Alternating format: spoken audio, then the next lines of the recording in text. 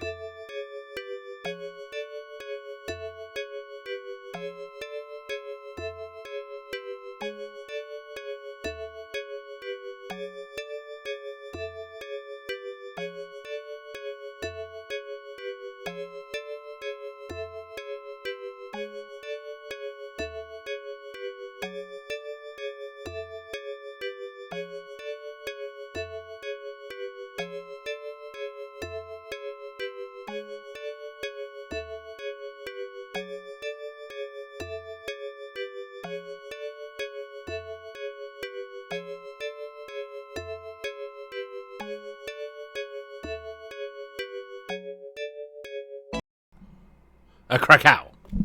Well met. The bard here. Elf's name day stream. It may be. The elf has appeared. Excuse me, my cloak is caught in my chair. There we are. Mystic hour. Alright? I wanted to stream today much earlier. Alright? Of course, events and time got a little bit away from me there. So we're having sort of a small consolation stream. So we're going to pay a visit to a seldom visited genre of character. This day, the Mage. For a brief while, I shall be here. Well met. Orbs must be plundered. Never mind that. It's time enough for orbs in the grave. All right. And today that means a Krakow. I'm going to get into a little attempt, first of all, with King of Dragons, featuring the wizard, who I have called perhaps the easiest character. Now, that may be true. I don't know. It's touching. And well met Temki for 36 months of power. It is a powerful number of months. Thank you. Thank you, Cora. Thank you, Werewolf Cora. Much appreciated. It's hot in here. When did it get so hot? Bloody weather. Nonetheless, where's Mame? Let's get into it. All right, before I have to go to bed. I've got to get in what streaming I can before I have to go to bed. Duh. It's better. I've got to get it in while I can. As is the nature of these affairs. Krakow. He's also only 28 according to his profile. The Mage. There he is. Forward the Mage. Ultimate title of the stream. He's an interesting character though, because there's great variance in his weaponry. Look at, he can't even destroy the orcs in a single blow. Oh, he did get that one. I think it's stronger up close and weaker far away. So if you're right next to them, you can blast them, right? And I don't think that's true of the elf or anyone else. It's certainly not true of the warriors. hit.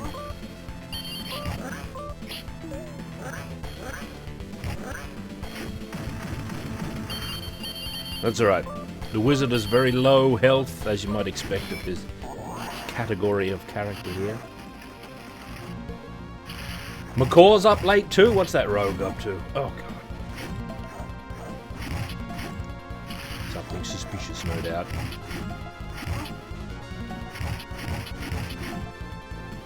A slow attack on the wizard I'm not used to.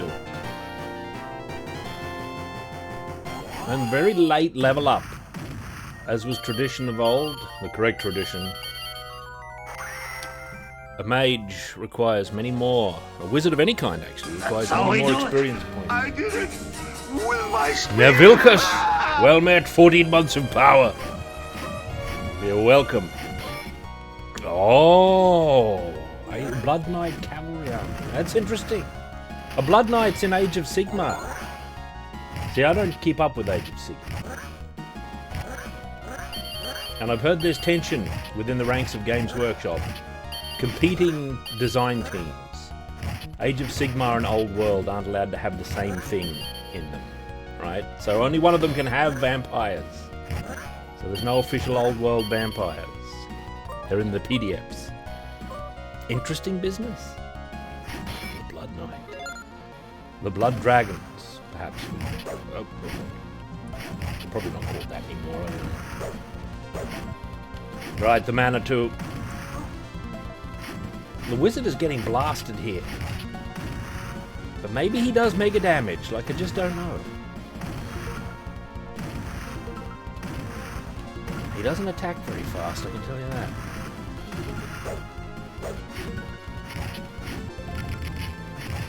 He's slow. But I think the pattern is as of old, where if we can survive, we earn great power. Oh, we're level 3 now. Knights of the Crimson Key. That's interesting. Nice name.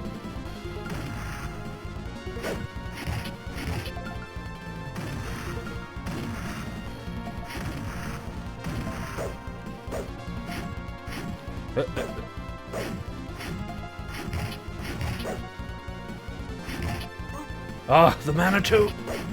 I fooled myself again, thinking I had more room than I do. Ah, the wizard. Imagine losing a life on the Manitou. The worst character. Yeah, I only needed 2 more hits. What an oath. I wouldn't say to Beastman. I prefer Beastman to Skaven, personally.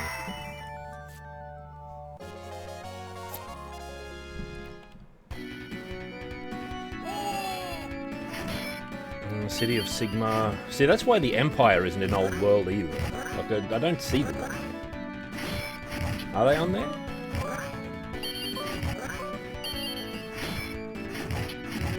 Is the Empire represented? I don't remember.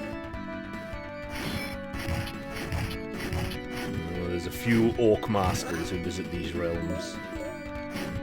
Speaking of, that's a volume of Orcs. That's one of those beautiful gems.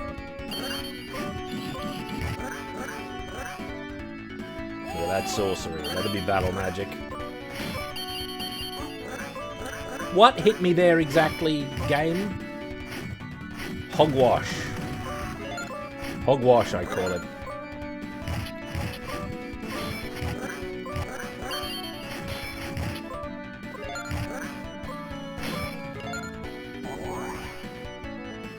The wizard can't block, no. It's against the rules. He has a ring, though. I think it's a ring of protection. It does something for him.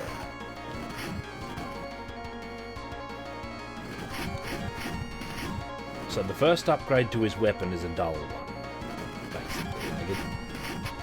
Uh-oh. It's the same thing but blue, so you know it's slightly more powerful. A blue flame is hotter than an ordinary one.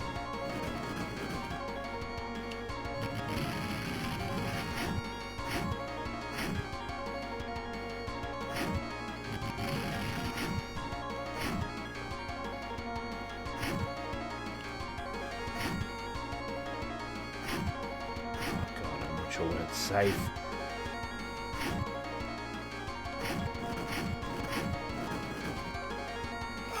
What? Oh, that was a grim. This attempt is blown back. This attempt has been destroyed. We have to start again. We've got to at least get past the wyvern, or it's not a true attempt. It's not a true attempt. Now I'm installed, though. I've got the wizard wisdom. Reset the whole thing. It's taking forever. Reset. And wizards are hardest. Well, he gets more powerful. I've 1cc'd it with the wizard specifically. Him and the cleric, I know I've 1cc'd it with in the past, but the past is a little distant now. My draw. Yeah, have a drink. That's right. That's right. I'm not as young as I was in the past. Look at these orcs. What are they? So a wizard has to rely on maneuvering to keep him safe.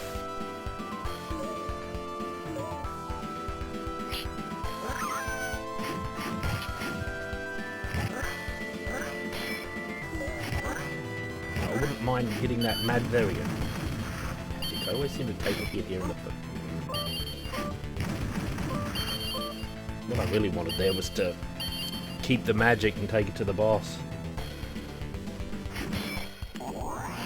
Alright. The Orc Master.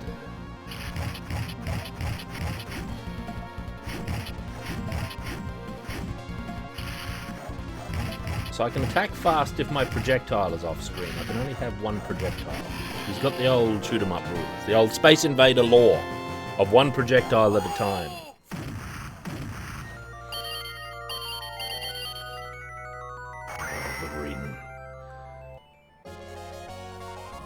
Old Man Zero.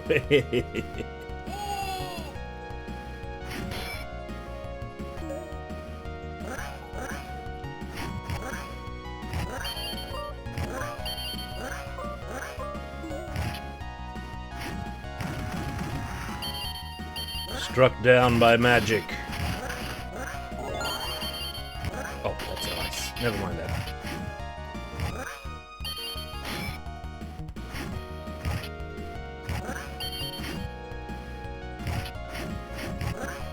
By the time we get to them, the mage can probably also strike the slimes without waiting for them to jump as well. Bubsy 4D? What on earth? I didn't authorize that.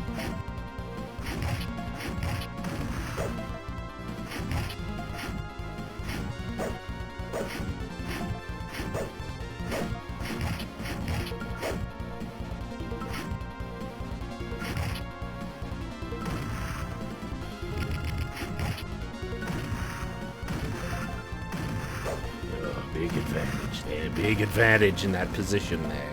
That's what you need. Oi! How about that, Manitou?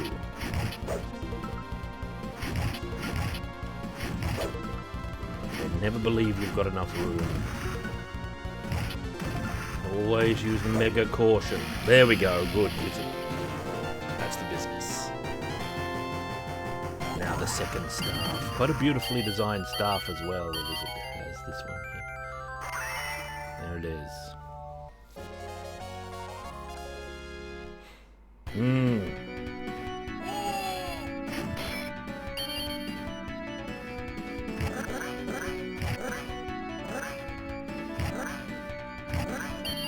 Look at that. He can already strike down the blue orcs in a single blow. It is close enough. What? Another phantom hit taken.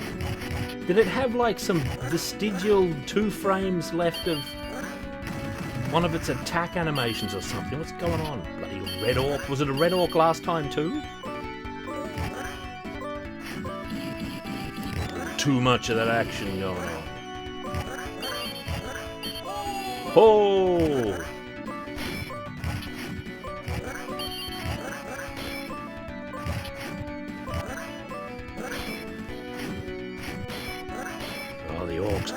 the sorcery of the staff here.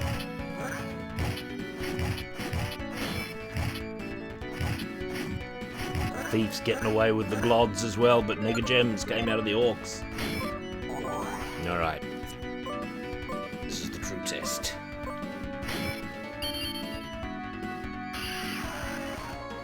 Alright, beast. Too far away. The elf would have been able to make that shot, you know.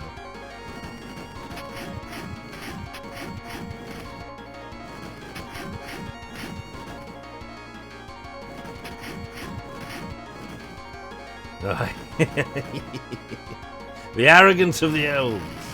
They're always too ready to accept a compliment. That's my friend the elf there, by the way, the Elder King, he calls himself. Lest we don't give him his proper lordly due. You can listen to the elf. Don't listen to Lion, though. He's an oaf. Walk down. Up.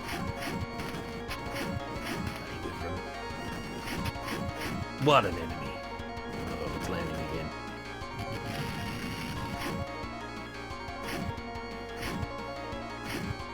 Gotta watch out, because it has that fast start-up straight attack that it can do.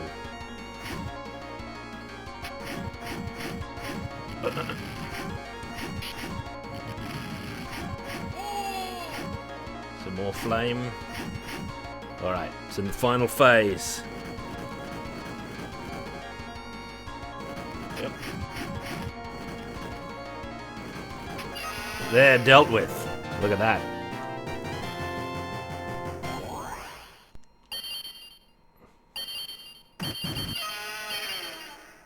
I interrupted its liftoff? Did I really? I think it interrupted my old lordly attack here. Alright, now we're over the most hard part as the wizard, I think. If my memory serves. The getting going part. And there'll be a new ring in that chest.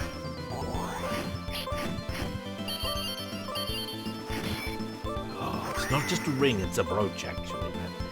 He gets all sorts of jewelry. I was wrong about having the right...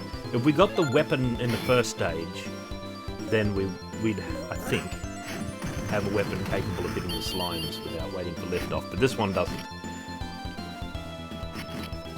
Don't exactly remember the pattern they come in, you know. I might be wrong about that.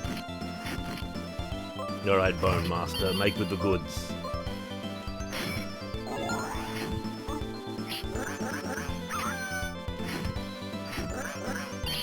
Worried about that knoll. Good, he's gone. Oh, we're taking a lot of hits. You think Gandalf would have taken any of these hits? I don't think so. We've got an extend, that's good. Rather later than I thought we would actually. Oh, good. We've got the magic going into the Hydra, that's a sign. If it'll just last until they're active. There, good. The blue head got a lot of blasting there.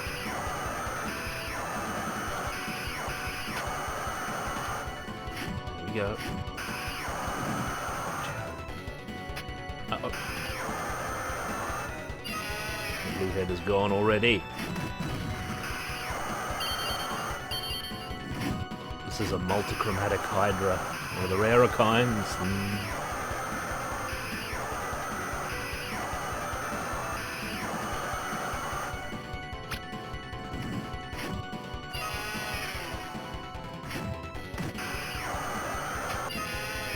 Dealt with.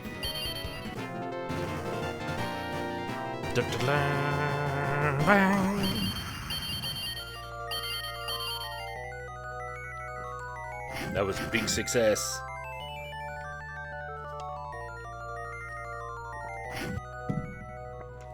Alright, to the boat. Yeah, we do battle with the troglodytes.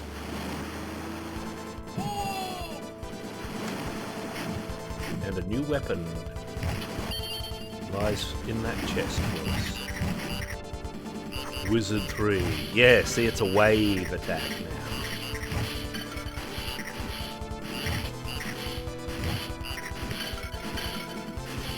few things can withstand.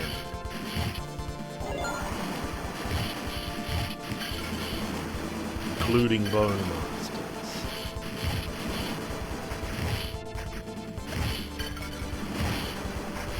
The sheer variety of, like, visuals of the weapons in this game is one of the things that make it so interesting.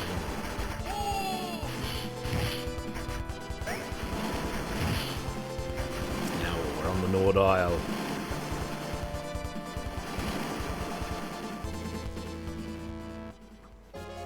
Yeah, they look like Sahagin. But in fidelity with the D&D games made by Capcom, they shall be troglodytes. They don't really look like Sahagin. There's nothing really froggy about them. And, well, they do when you turn them into frogs. Hey, there they did there. In that previous scene. Hey! Bloody walk. Ha! Like that. Like that. Bloody harpies. You're dealt with.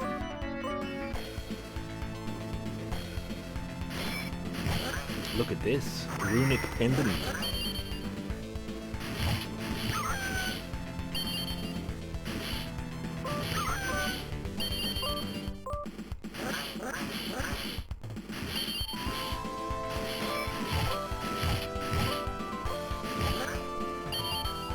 Now there's Bone Masters here. This is the Argonaut scene, by the way.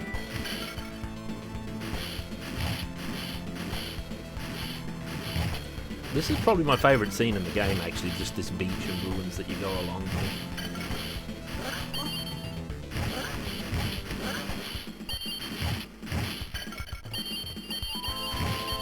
Good.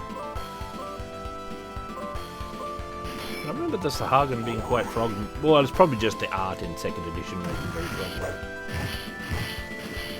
Which I think led directly to the frog lines. Never could.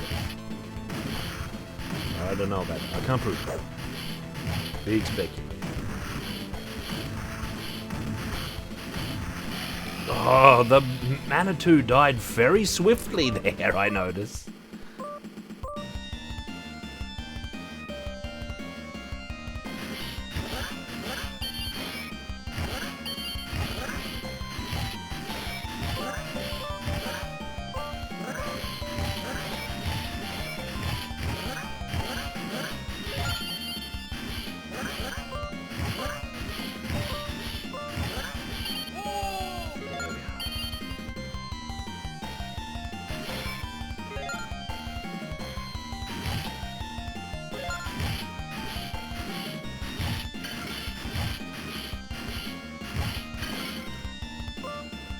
Dizzy backspin. Hey, well met. There's another one.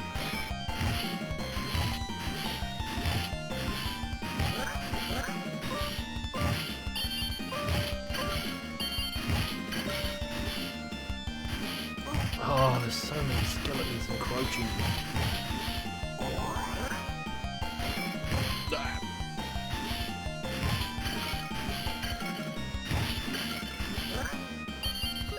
Blocking a lot. Expected of skeletons, really.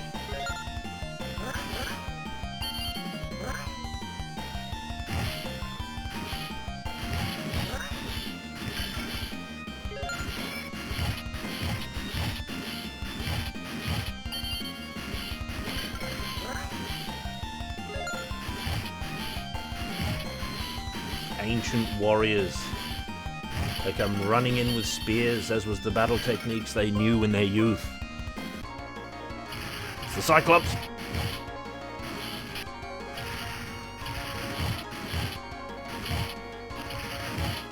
You can't block nothing, so we don't get the satisfaction of blocking this giant stone.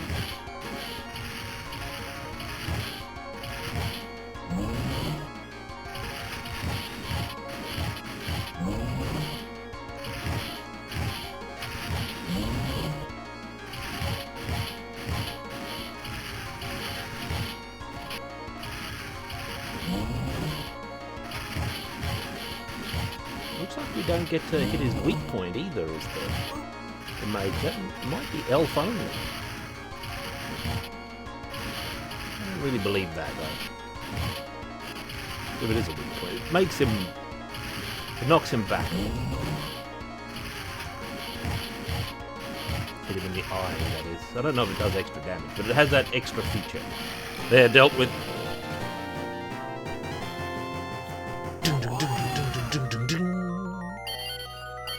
Oh, another staff. The Trent Woods. What's this staff do? Wave again. But slightly different colour, that means it's more powerful. That can strike the slimes without waiting for them to leap. So we're at leisure. We have an advantage against them.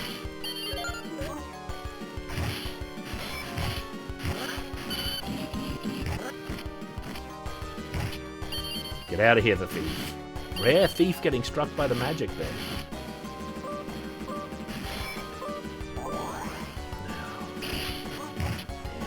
Attacked the wrong way. I could have attacked behind immediately.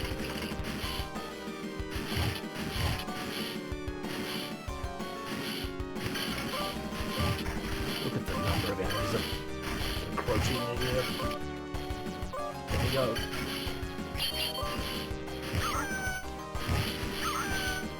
Oh, wizard, we're in trouble.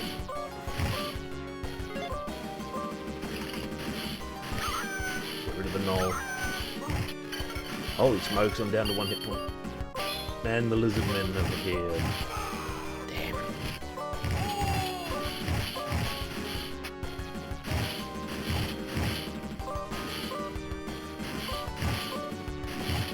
Still a major problem, the lizard men. They never stop being a major problem.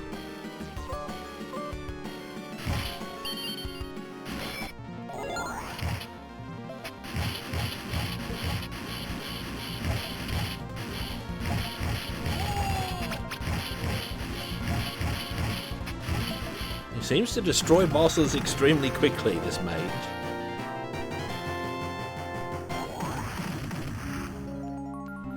Yeah, I think this has an advantage not having the D&D license, really.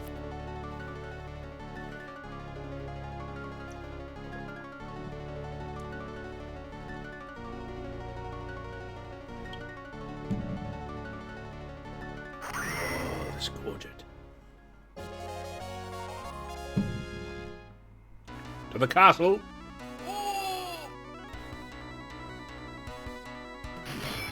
The diamond.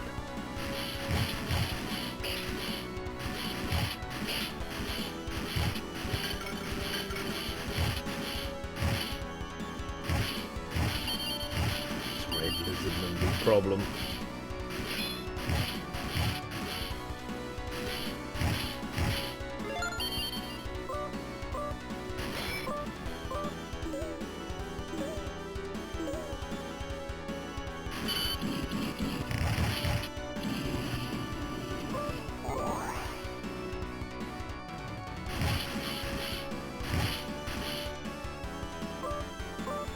Oh, I don't know if we're gonna see any 1cc. We're gonna play it as well as we can.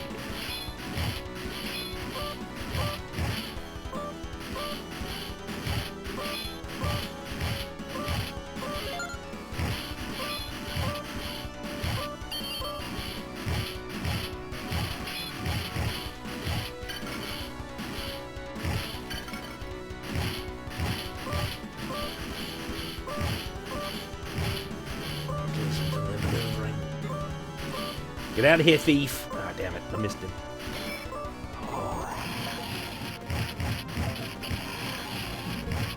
The Dragon Rider. Uh-oh.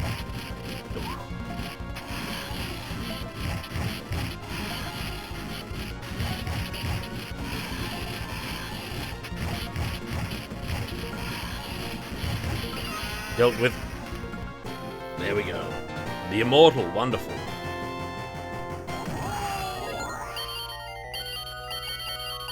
Okay. Oh, a new weapon.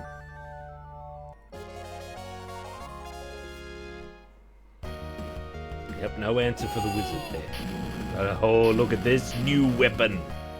Now we're talking about real power.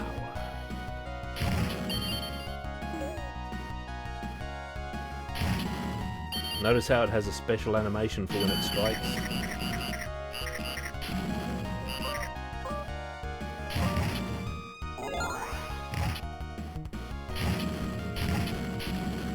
Yeah, no doubt that's some lesser breed of dragon.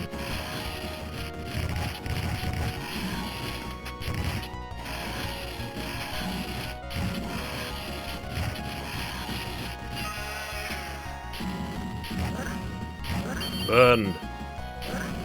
There you go. And it hits continuously, like they can block some of it but not all of it a lot of the time.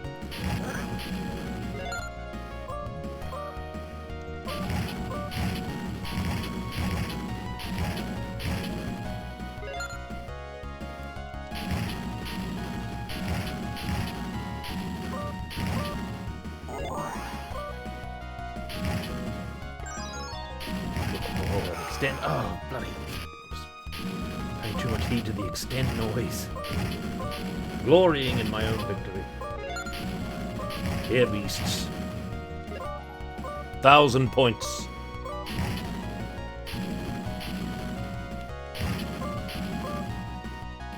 No.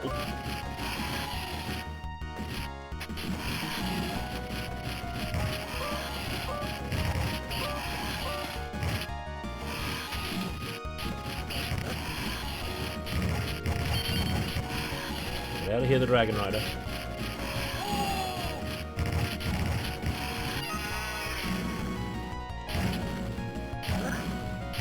Oh, the filter of life. Ah.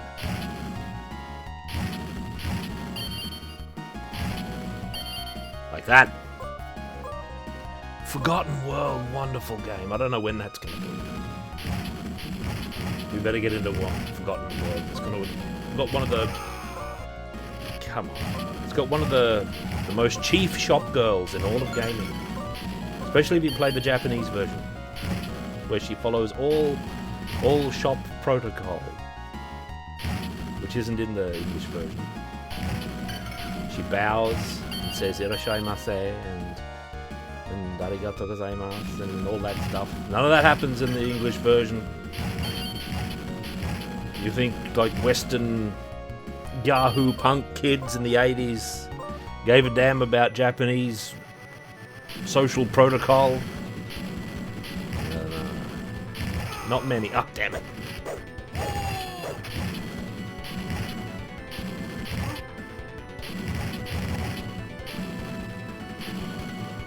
It's the Black Knight.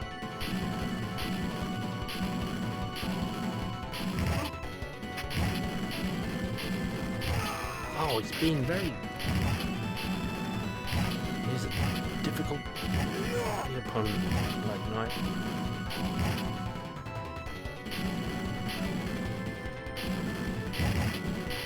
Ah, this minion got... Is there no end of the indignities of the wizard?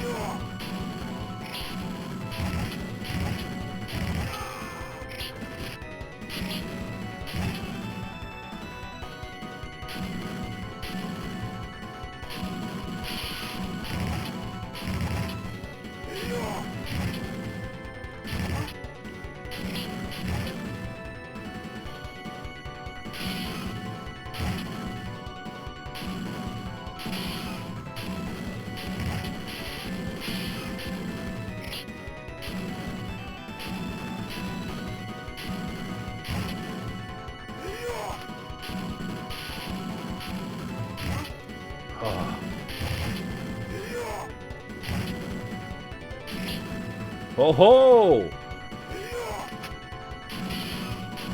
Interesting business. Oh, we got him. We got him off screen. So we can destroy his shurikens with our weapon, huh? It's big news. Princess Mari from the fortress has been abducted by beasts.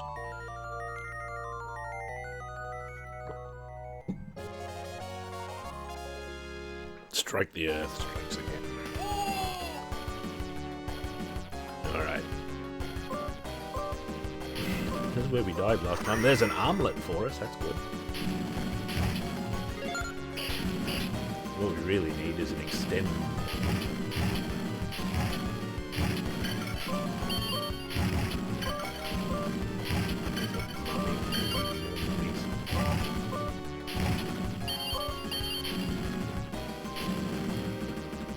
Oh god, they charge.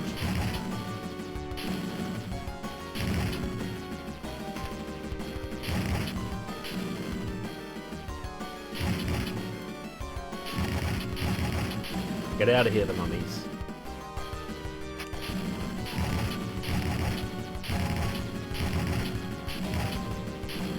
They're tough. Tough and rich in jewels. Damn it. Oh, I didn't get it.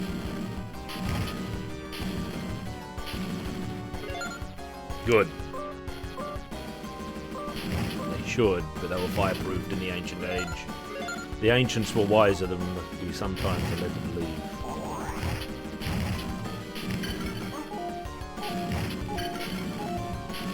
Come on, we don't have time for this. The mummies took too long. Probably die in the wraith again.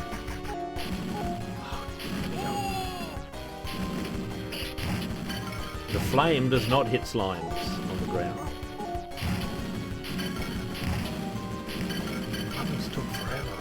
Take so long. Alright, the Wraith. Here it is.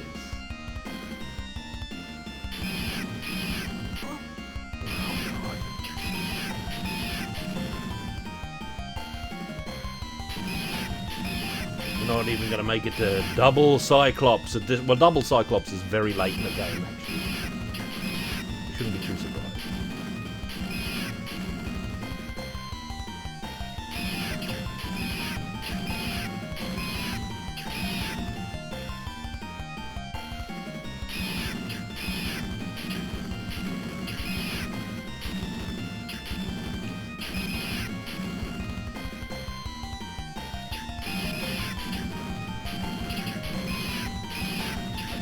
Get out.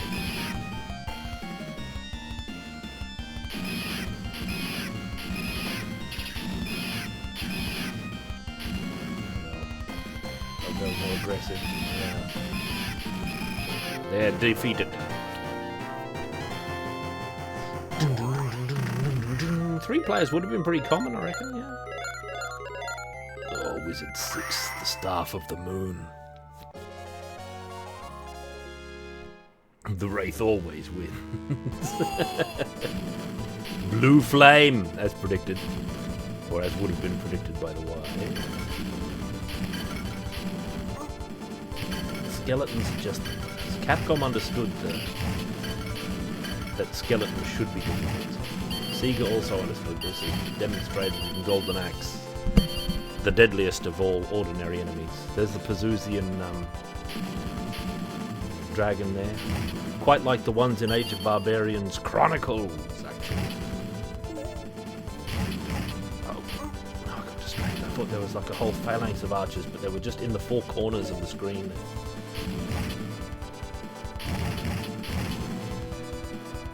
Alright.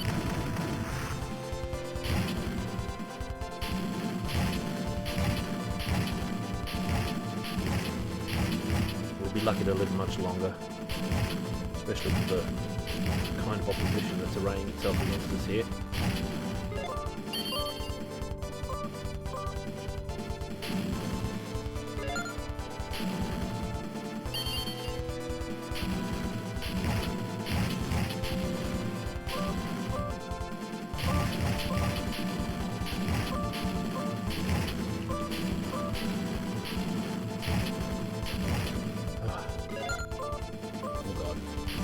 Oh, good. Mm-hmm.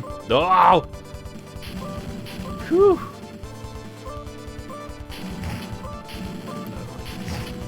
Red is a big problem.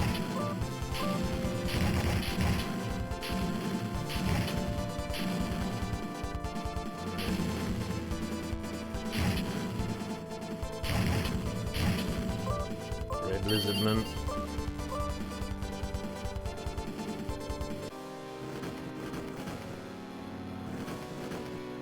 versus the Dragonian.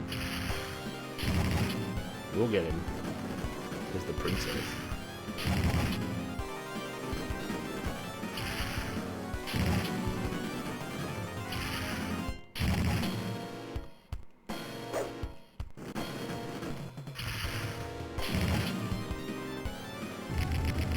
Watch out.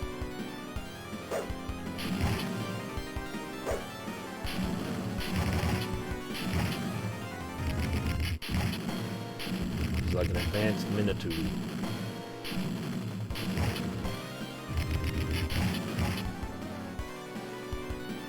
Oh!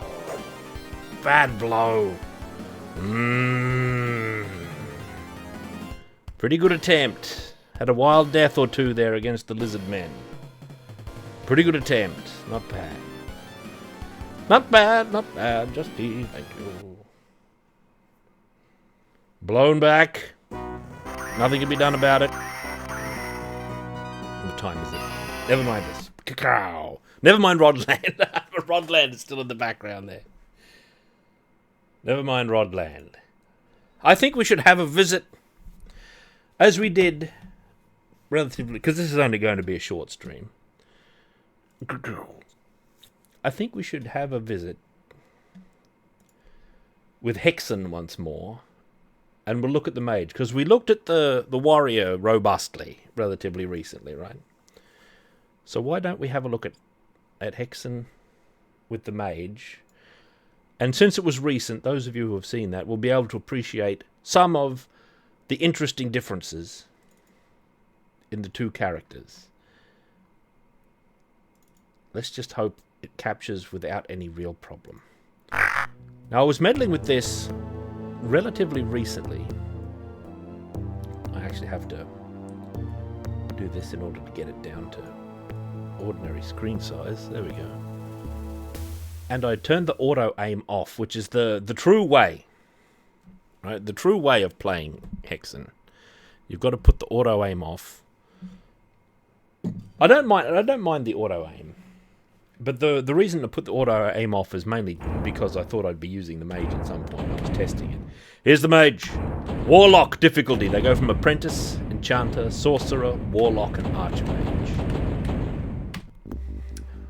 Here we are. So, your first weapon in this isn't as good as the fists of the warrior. You have this wand. Now, this wand feels bad as weapon. I don't like how it feels. It feels very weak. But you can sort of psychologically think about it. Hang on. There we are. If you think about it in terms of... Oh, God. Apparently I'm not allowed to manipulate the window here. I don't know why. Hang on. If you think about it in terms of what it is, it must be like a major, like, artifact of this world, right? Because it's such a great weapon. It's similar to the one Corvus uses in Heretic, but it's much more powerful in a couple of ways. Number one, it doesn't take ammunition. Corvus had to have his wand empowered by the golden gems, right? The yellow gems. Very interesting, these dawn stones, or whatever they were. Magical. This has an unlimited amount of magic. It's almost as if it's the wizard's own magic, the mage's magic himself, channeled through the wand. Secondly, I think it has the same rate of fire as Corvus's wand, but it pierces through enemies. So if you get them all in a line, you can pierce through them with no problem and strike them. The only problem is, in practice it feels a little bit weak, and it swiftly becomes quite boring.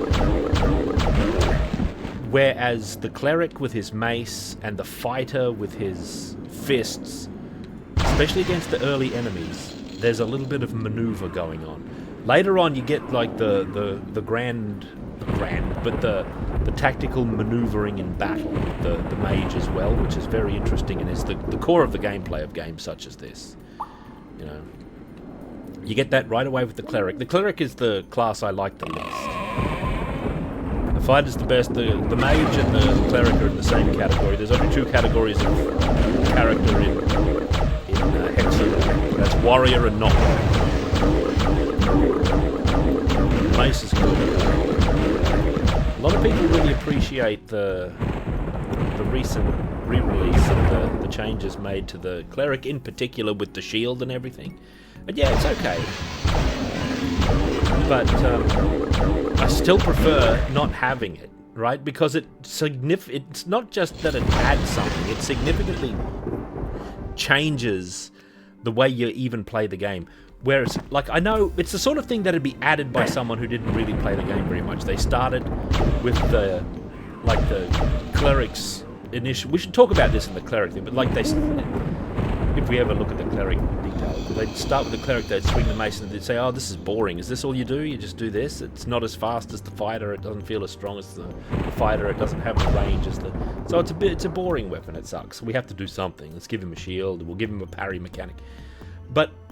Not too far in the game, you find that using the mace in combat is much more interesting because you're always in scenarios where you have to move, you've got to watch where you stand, the space and position, you've got to know the behaviour of the enemies, and that is substantially changed with sort of the parry mechanic, where I'd argue the gameplay becomes boring. I think the auto aim is on here, but it should be off. Is it in gameplay options? Smart auto aim. Auto map? Oh, that's auto map. Allow auto aim. Get that out of here. Right, so we can aim at will. Oh, the game's allowed? Hang on.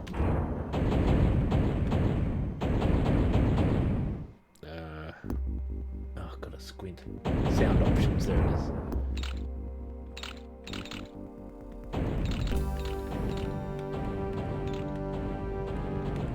That might be better. Actually, I think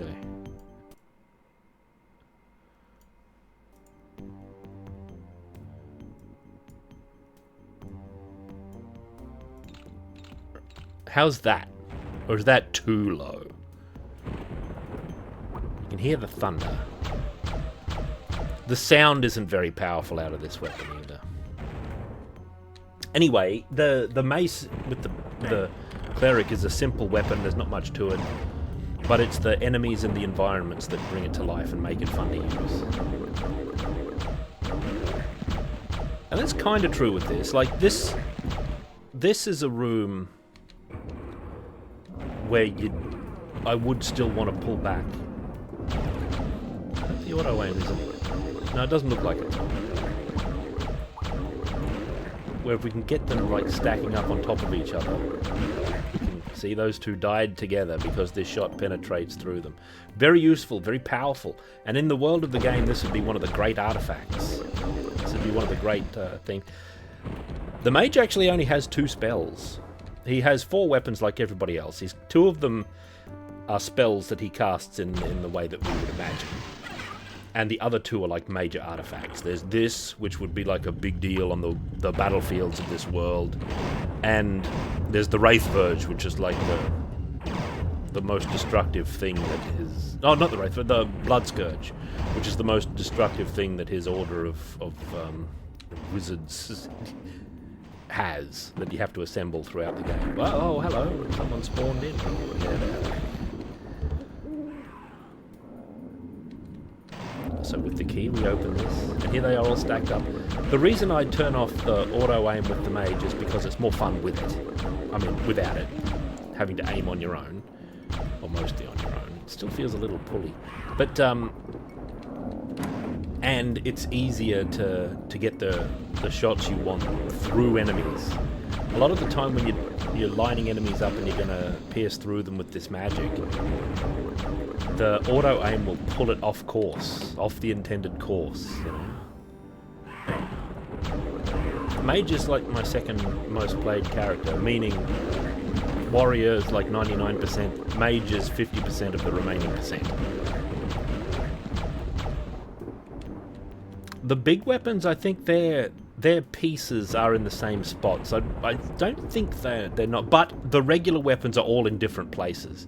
Now you'll remember we had to, if you saw our last play of this, we went into this cave, right, to get a key to open this door, to get in the tower to go up to ring the bell.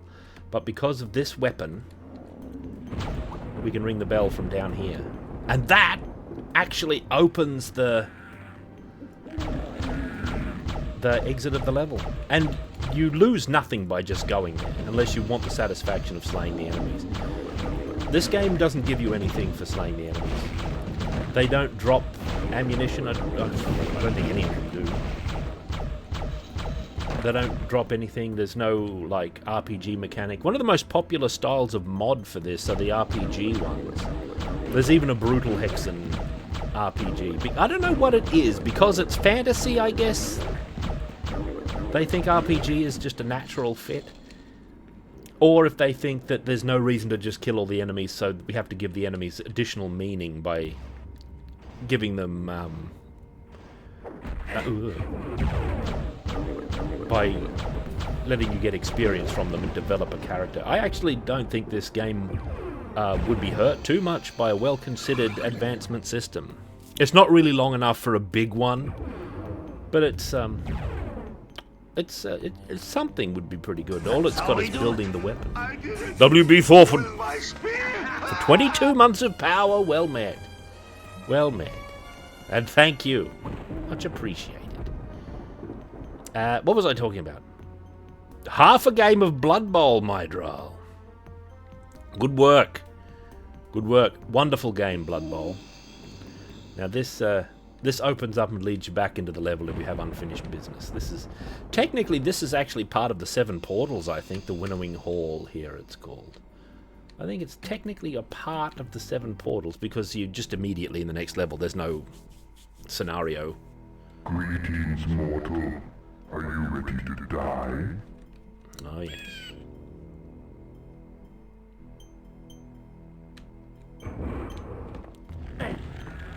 So compared to the warrior, though, battling as the mage is less good. And his second weapon isn't as good as the axe either.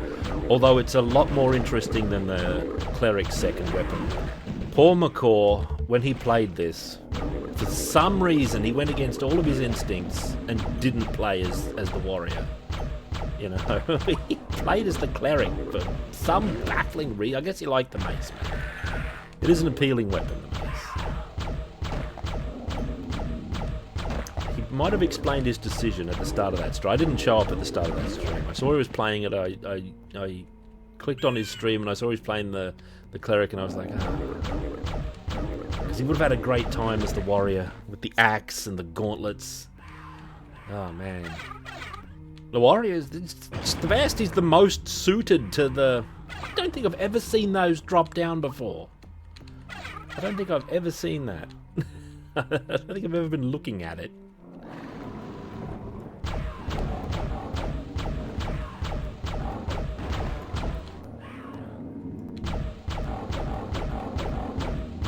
Maybe he thought it'd be too hard. Maybe he fell for people telling him the warrior doesn't get a ranged weapon, so the game's harder, even though the warrior is the most powerful in combat easily. They're all powerful in combat. That's a thin marginal, to be honest. But I think the cleric's second weapon, the serpent staff, which is the one that you use the most, is the most boring. Right? It is the boringest one. It's also the least characterful of the whole set of weapons, I think. There's very little to connect the cleric to the serpent staff. Like, it doesn't feel like something he would have in a way that was very had very much fidelity with the idea of the cleric.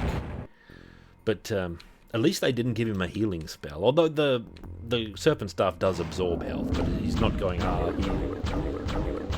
They didn't do that. I've seen mods of this game that add interesting lighting effects. Like if this room, where it's all dark, if I fired this wand, it'd light up because it has a light source attached to it under those mods. Now this is where we got the second of the barbarians' weapons, right there. But it's not there when we're the mage. One of the differences is that you see a lot more of these flying enemies because the mage, in the developer's mind, the mage is more able to take care of them. In my mind, I think they should have just always been like a few more of those peppered in just to add the variety. The warrior doesn't see any of those in this scene.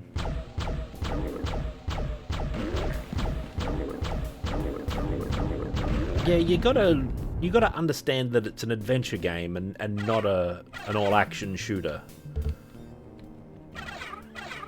And once you've sort of got that on board,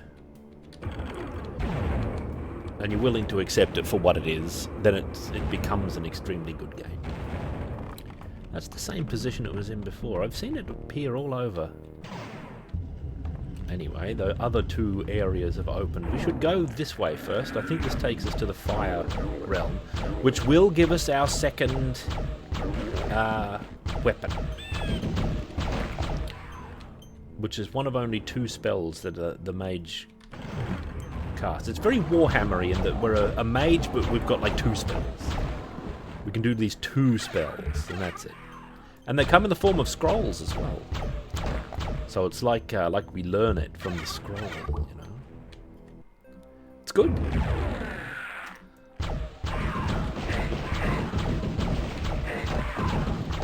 Taking a lot of hits. This is an awkward position to put me in so early in the game. There it is. It's a scroll with a single rune upon it. I'm gonna die if I'm not careful.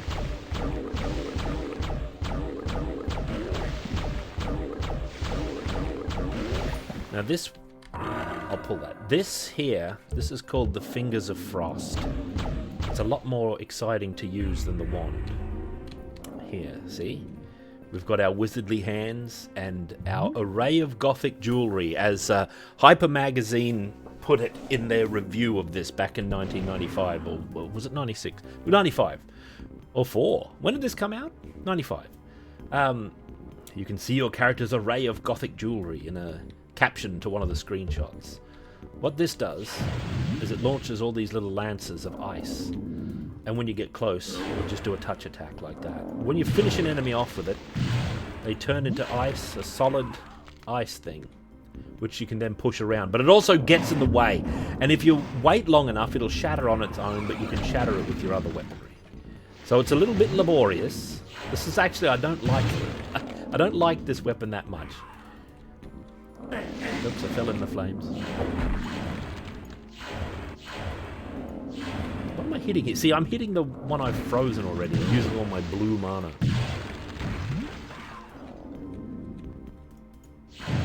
But I prefer this to the Serpent Staff. Where you find your second weapon also changes with difficulty. So you actually get the warrior. I don't know where the others are, but the warrior's second weapon, the Axe of Timon, is actually in the main hub area. They are taking a lot of damage from this thing. I don't remember it being that weak. The Fingers of Frost, I mean. Right, we've got 133 blue mana, even more, 178. But don't be fooled. You don't get one shot with 1 blue mana. Right? It takes 3 blue mana to fire this. Now, oh yeah. This part. You've got to watch out.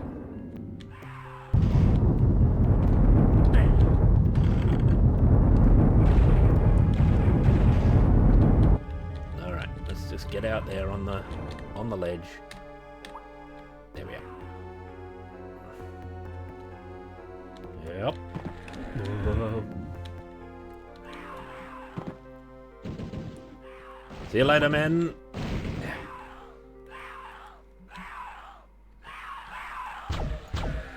Yeah, little devils. Actually, the auto-aim might make it more powerful as well.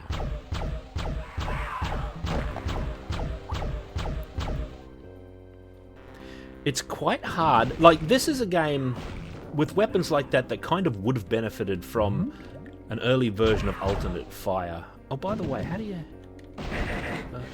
use your in this version? Oh, it's E. And the mouse wheel. Okay, so I've got control of my health.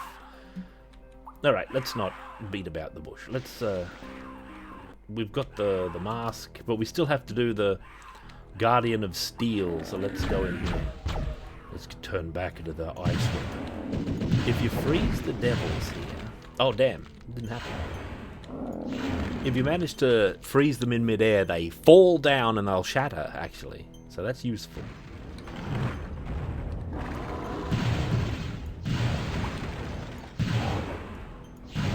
Obviously, the more of the little ice... I think they're actually daggers. Like, if you can actually see them... Yeah, you can kind of outrun them and look at them. I'll do it here. Oh no, they're just spikes. I thought they might be seen as... There's something in this game that looks like daggers. You know what I don't know is exactly where the third mage spell is. It's in the third hub, so it's a while away, but... I would also recommend in this game not being too shy about using your secondary weapons and what have you, because your primary weapons are good enough in all situations. Even if you're the warrior, your fist's fine, no problem.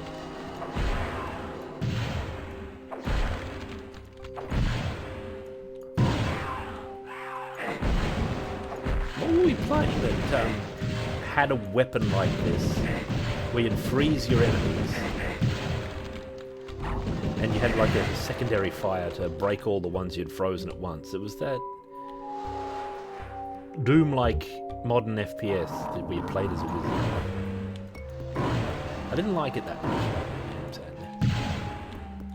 Oh yeah, since we're using a projectile weapon, these things will actually send it back. So you're probably safer using the wand against those. They can't reflect the shots from the wand. They can definitely reflect the fingers of frost.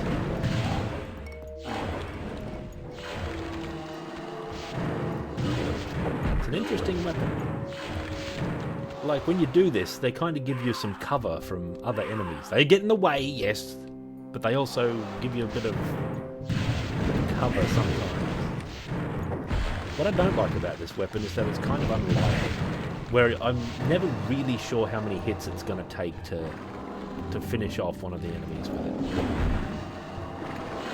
it. Like, see, those were 2 touch attacks, which is hard to measure out to range. I didn't think it would take 2.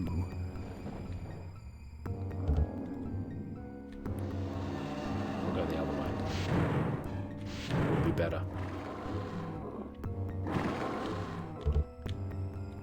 Oh, soft locked it in the Guardian of Steel. That's a dark fate.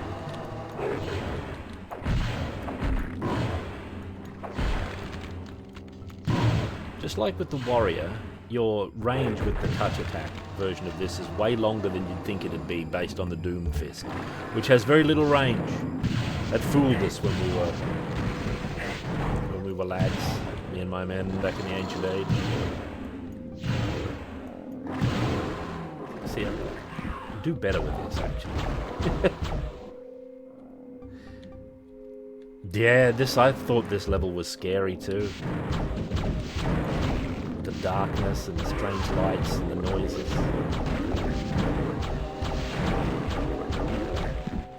But really, nothing to fear.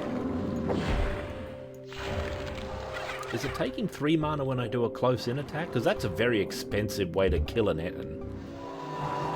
The Axe of Timon only takes 2 mana per hit. And it kills an Etten in 2 strikes.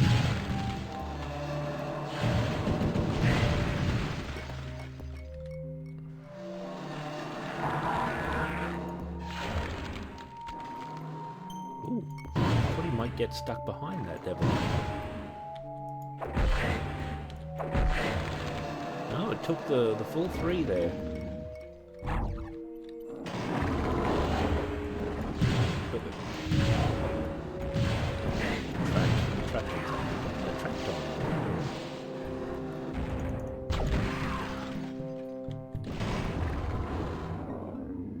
Now that Romero. John Romero. Mystery figure. Who knows what he worked on? He's in the game industry, though. No one can remember why. So we're out of mana. We got one blue mana left, and that's not enough for nothing. But luckily, this weapon is the most effective. So we're nothing to worry about. Just a little on the dull side, is all.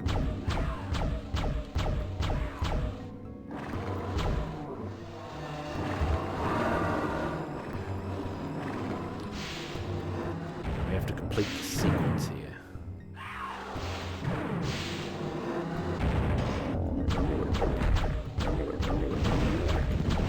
We go down here.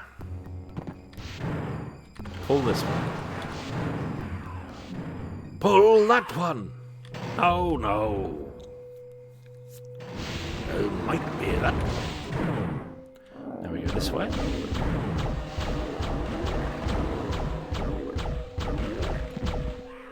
No, I haven't played Romero's Sigil 2. I'm really not doing as good as I do with the warrior, huh? The mage, lesser class. Maybe it's the aiming. Who knows? I'm not a very bad shot in FPS games normally.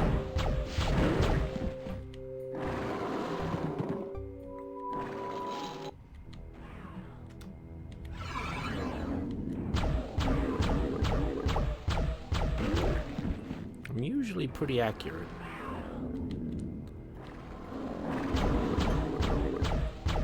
I'd like to get to the second level, so I should do a courtesy save up here somewhere. I'd like to at least get to the third weapon and show it to you. Because it's a good one, actually. It's a very fun and good weapon. Uses green mana. I don't want to spoil it for you if you haven't seen it. I think it's in that temple, actually. And I don't remember how much of the second hub we have to go through. So what I might do is actually make this a quick breeze through of this one. We won't do the secret level. There is the secret level on this. I'm pretty sure all the hubs have a secret level. I just had some weird idea that maybe there wasn't on the first one, but that can't be right. Because there's all this extra stuff that happens when you unlock the final gate, which is this here, this great thing. That opens... I'll do a secret courtesy save here.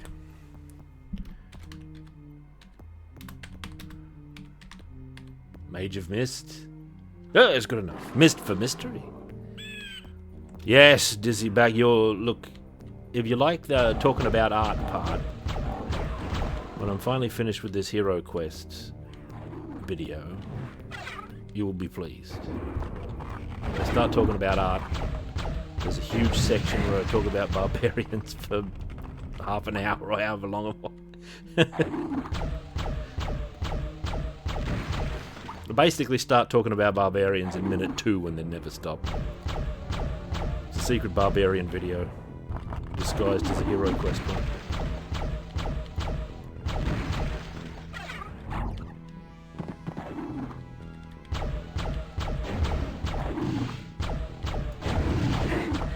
So the mage generally has a lot. I've often said the mage has an easier time here, but this is actually harder than the warrior, getting up these stairs.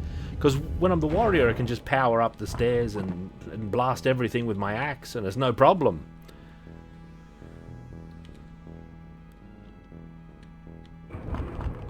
Watch out for those. Those things, they're basically big traps.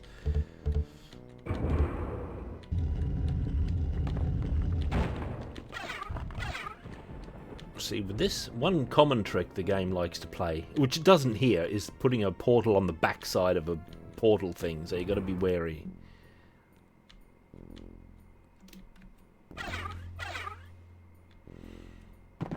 That's a good art spotting in the last stream where Pegasus used John Blanche's Tower of... what's it called? I don't know. John Blanche's famous tower painting as a reference. And look great. Excellent use of a reference there.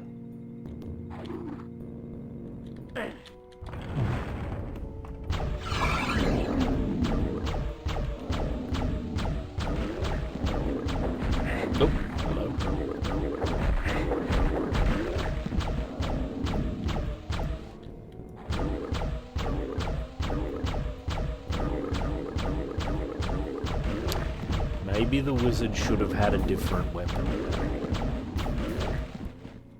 What would you have given the wizard for his first weapon if you were forbidden from giving him this wand? They probably felt like they needed to give a character a ranged weapon for people who were into that, who were a bit intimidated by having to use a melee weapon. And the mage is the choice for that, I guess, right?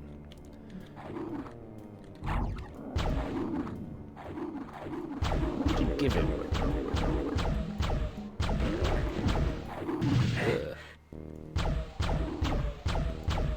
Chain lightning! Chain lightning or just lightning light?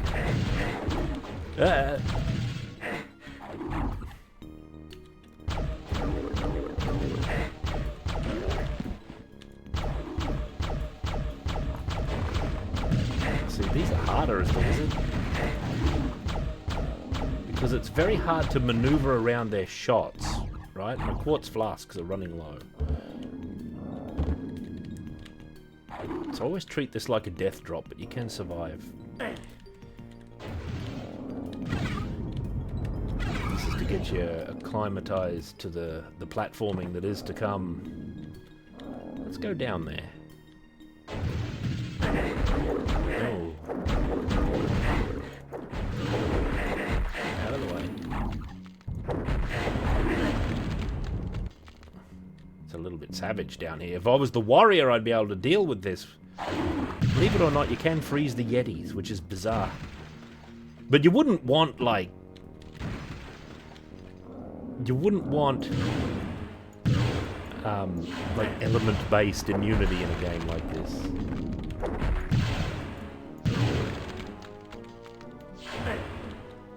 It'd limit your creativity with the weapons for a start, especially if it's set in stone that you can only have 4 of them per character. Together, combined, that's 12 weapons, which is like slightly above average for the FPSs of the time. How many weapons did Doom have? 10? Fists, chainsaw, pistol, shotgun, another shotgun if you count another shotgun. Yeah. Quite a number.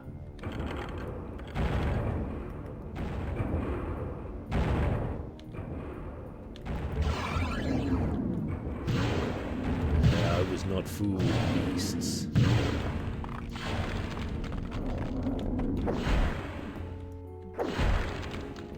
What do you think of that? The characters all have different levels of health and the like as well, and the mage is the most vulnerable and the slowest.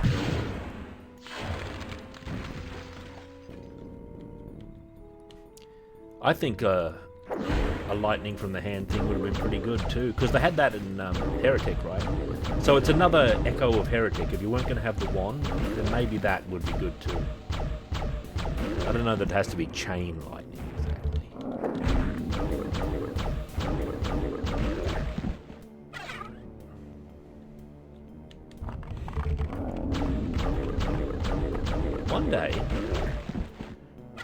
One day we should get into Hexen 2. I'm sure there's like a fixed version or what did they do? Did they re-release it? I'll give us a courtesy save because we've got to get to the next hub. So, but after a certain point, the death will be the end. We could cheat and get to the next. We could cheat and get all the weapons. But, Number 1, I don't remember the cheats. Number 2, it wouldn't feel good. You wouldn't resent me. Get out of here, you fire devils.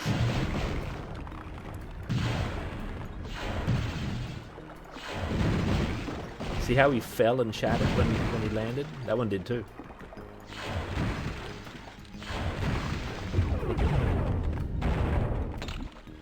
I think on the easier modes there's no ambush there, so you can appreciate the set piece of the pillar of ice melting, and then you get the key and it feels exciting.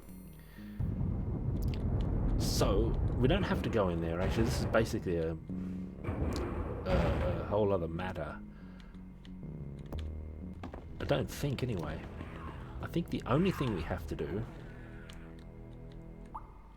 is get into the Guardian of Fire. Devil Devil. Don't worry about it. I left a lot of devils alive in the pit there. But we've got the fire key now, so we can get down here.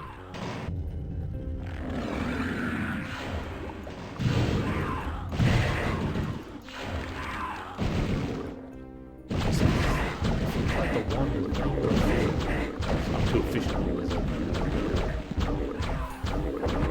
Devil vision.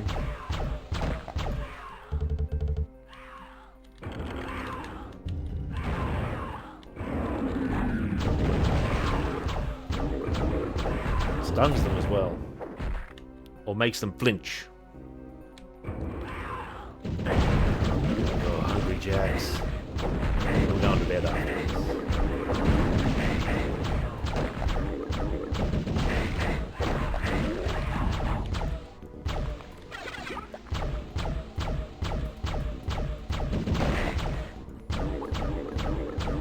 See, when you're the warrior, you can just strike all these things down and you don't even worry about it. It's so much better.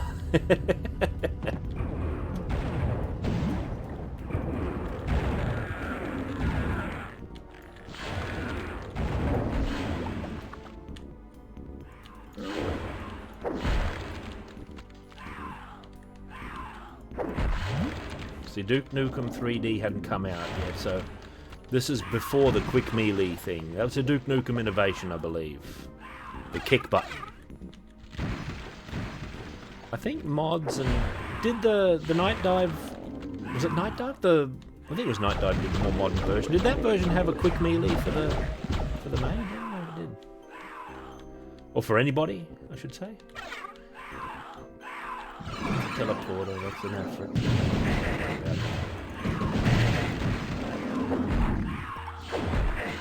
There's a lot more standing and getting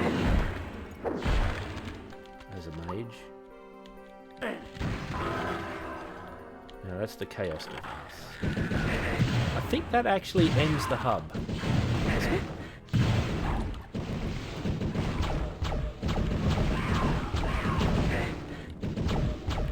It's worth noting this isn't quite hit scan. So Corvus's original wand has that over this. This is a fast projectile.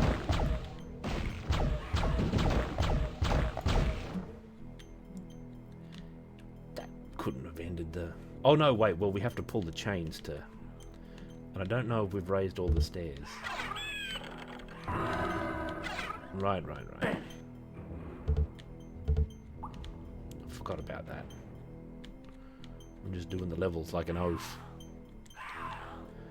So then, oh, we need to go there too.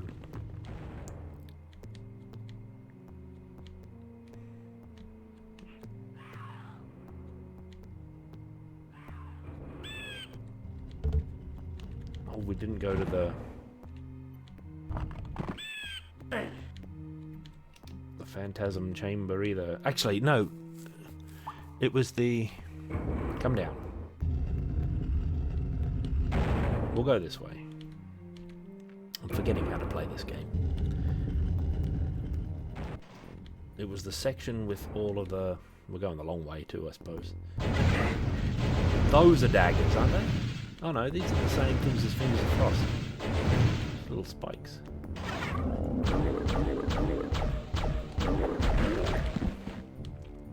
So Fingers of Frost often feels like ineffective. So you feel like you should be using this. It's more effective,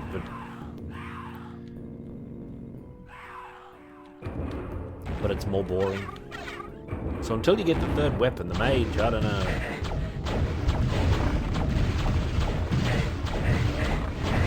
Oh, I died. When was the last time I... Mage of Mist, here we are. Oh, this didn't set us back very far at all. This is back when we first got here, albeit.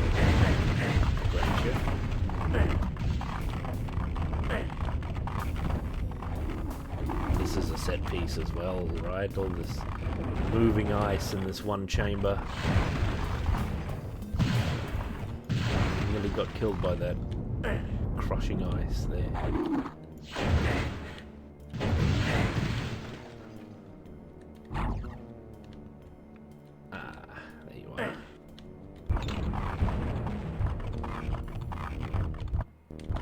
Everything's weak to ice.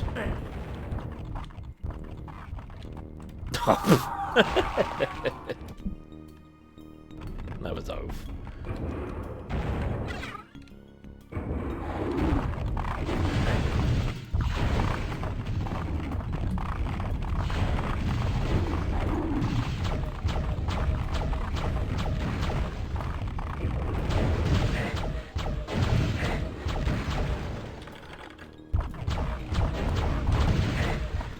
Oh.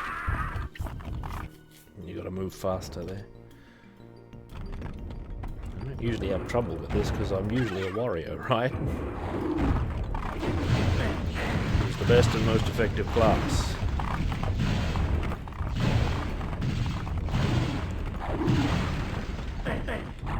And you've got to pull that lever or the chain there because of this. You can't get to the key. We are definitely not going into the death trap chamber.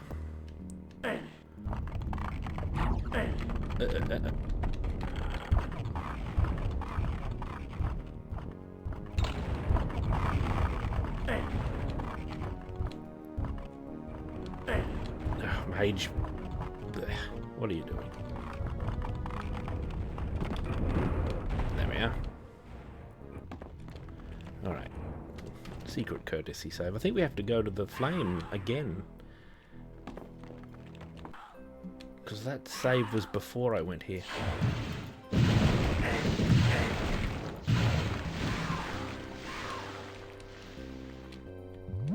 Bom, bom. Oh, I haven't even got the fire key. That save was way earlier than I thought. What a fool.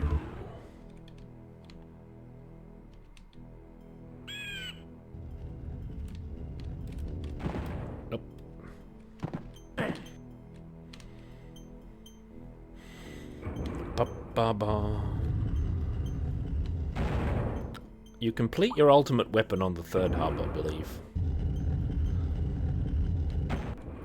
And it's satisfying when you get it, but it depletes all of your mana. That's like the problem with it.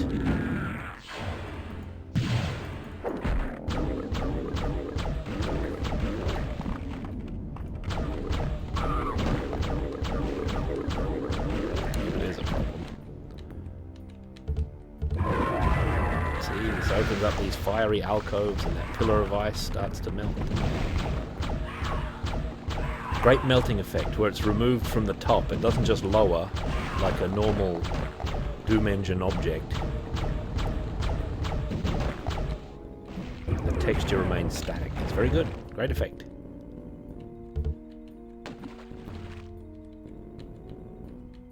There we go here.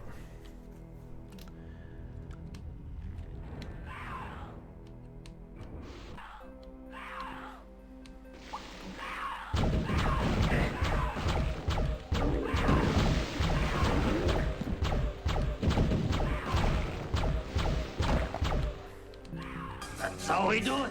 I did it. Walkie. 40 months of power. Boy. Well, man. There was another orc admirer here as well. I forget who it was. In my madness, I haven't taken enough heat. Sausage and bread? You bet. Foster's. Bah. Nobody has Foster's. They've been fooled. Come on. Oh, what? Stuck on the lip. Ha!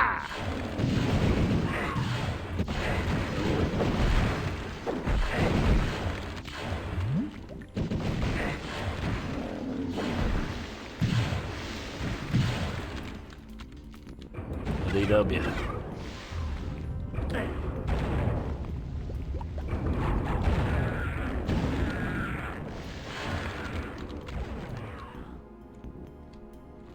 Some folk like VB, some folk like 4X. That's how we do it.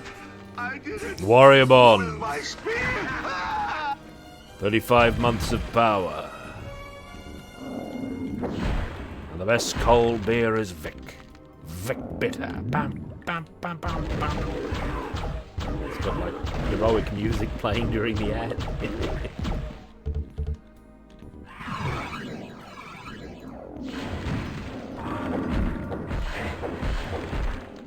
Oh, hell. Out of the way, beasts. Barely saw a couple of frames of the ethereal travel text that pops up whenever you're transferring between locations. Applying an almighty teleport. On my first computer, that was a loading screen. Took a couple of seconds.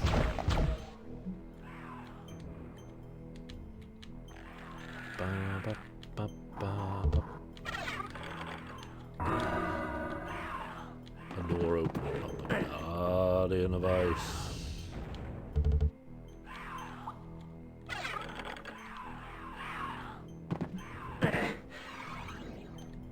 I've still got to pull that. See, this will still be closed. See, they don't take damage when their shield's up, but they also don't reflect the wand. It's very potent. But fortunately, you wind up using the wand the whole game. They're badly designed. I don't like those enemies. They're medium quality at best.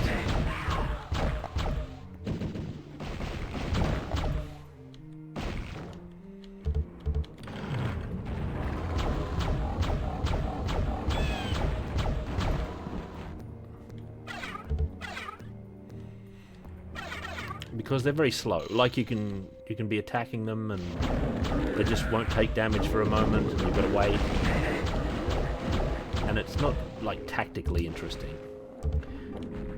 And what really does them in is that they've got a more advanced version that uses the same animation as the blocking animation, but they're not blocking, they're about to shoot a projectile. And you can hit them during that. So you can't even fight them properly. Most of the problem would be solved if they had a different attack for their projectile, but they shoot projectiles out of the eyes of the skull and shields.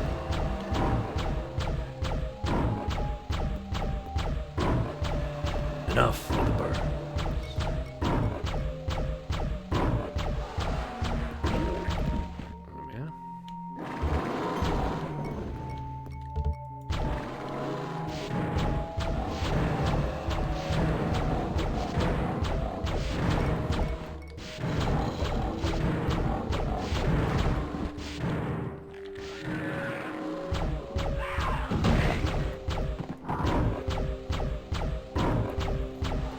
Boom, boom, boom, boom, boom, boom, boom. This is it.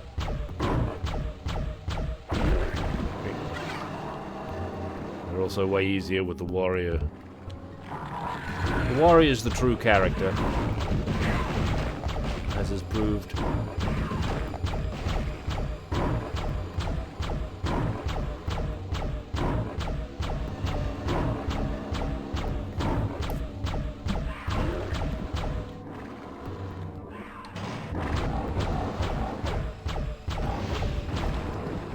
So much safer than the Fingers of Frost this way. There's a whole other section in the center here too that you can get to. Oh, look out, I didn't clear the other side. How do you do, lads? And there's the death trap. The 50 Yetis.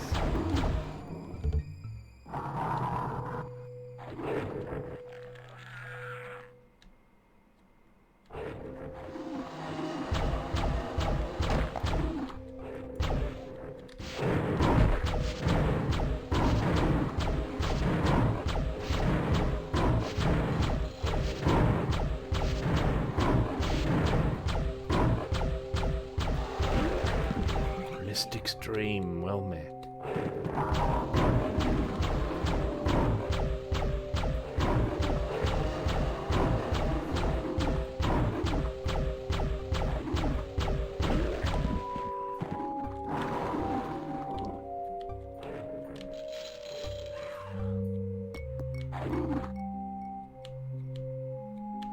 Ooh.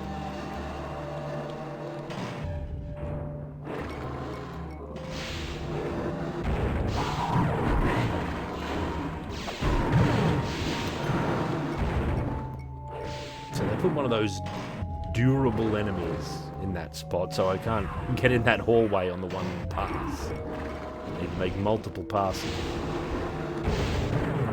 Yeah, there we go.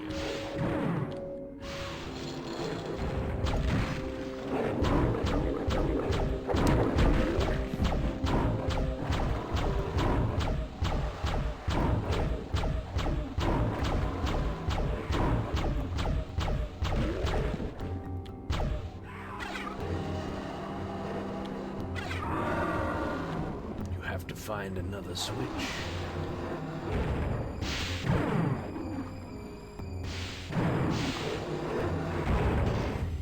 I say no, you.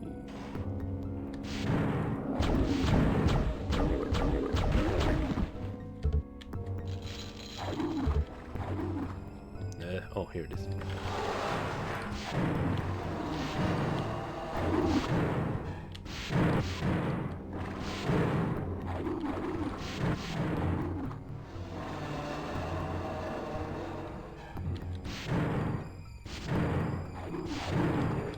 There.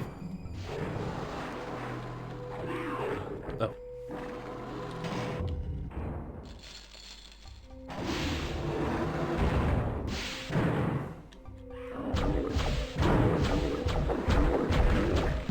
Oh, look at this.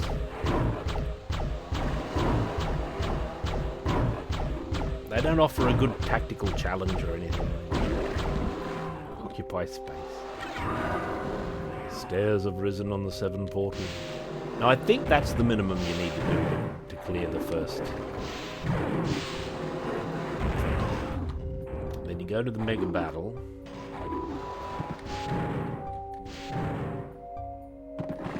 Hey.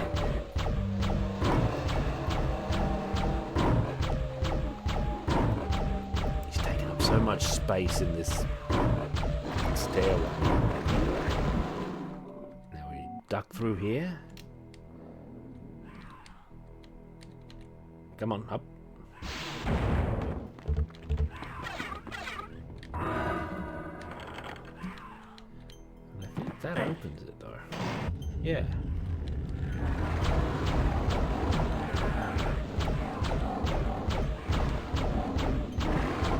I played one Hexen mod a long time ago. It was one of the RPG ones. It was an early RPG one. It's many years, like decades ago. And as you leveled, the wand got more and more powerful. It got faster and started firing multiple projectiles and the colours changed. And it was pretty satisfying, I've got to say. And I've never been able to find that mod again. I keep saying mod.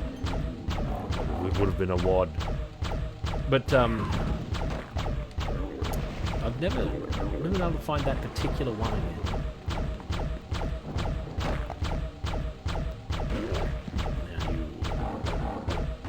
They were formidable, those serpents, after playing Heretic, where the last boss rides one such. Courtesy save. Now you gotta endure 2 of these. Oh god. But you can stack them up, which is good.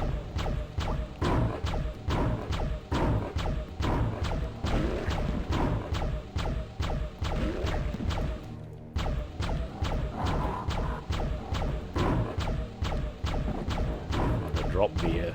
Yeah, that's pretty good.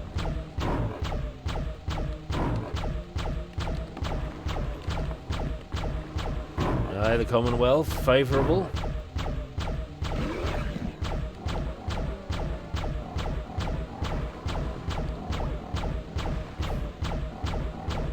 The warrior has a harder time of this. See, there's the segment of Blood Scourge. And there's some combined mana behind here that gives you both green and blue mana at once. Right. End of level.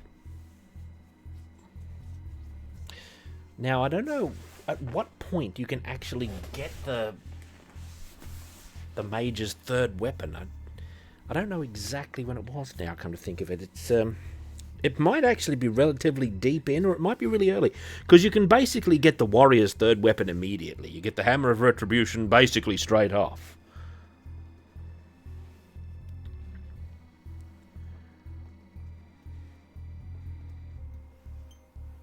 This is my favourite of the hubs, I believe. I'll put an auto My save down for me then. servants can smell your blood, human. I'm aware. But gee, it's not exciting, like confronting the enemies with this weapon. And even as this character in general, it sucks.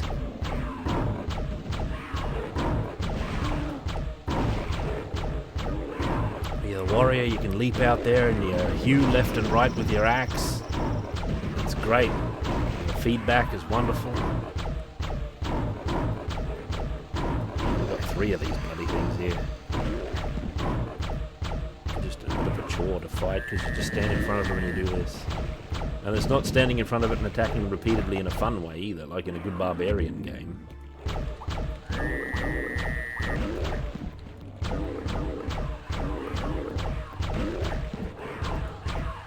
My memory might also be betraying me. I might be just plain old wrong. It might not even be in the temple at all. Like, that might be where the cleric's 3rd weapon is.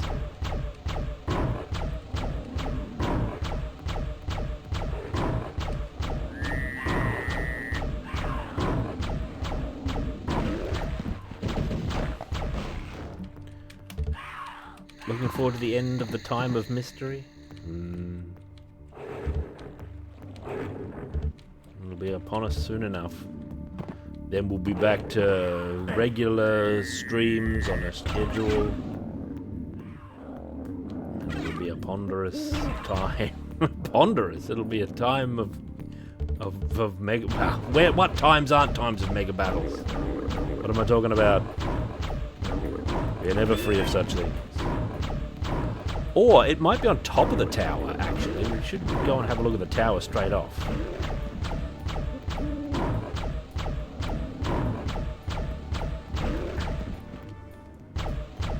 This is to the temple. I'm not sure if this is it.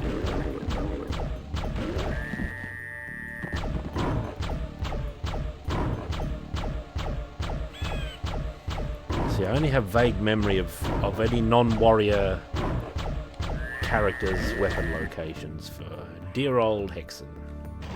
I'm not going in there. That's where I died last time, trying to navigate that bloody land bridge. Instead, I'm going to look in here.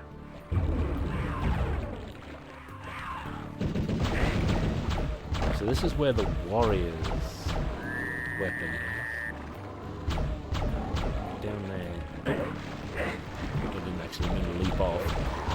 These things, you'd think they'd be a problem for the mage, but the truth is, you die immediately. The truth is, they're not that bad. Let me get to that autosave. When is the autosave? What date is it today? Let's get the one with the largest number. Ugh, back to the beginning. My servants can smell your blood, human. Hogwash! Ha!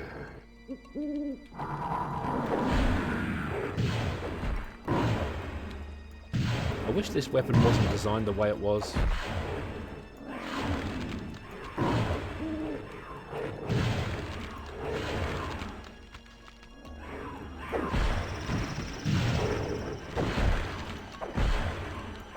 It is better for these centaurs, though.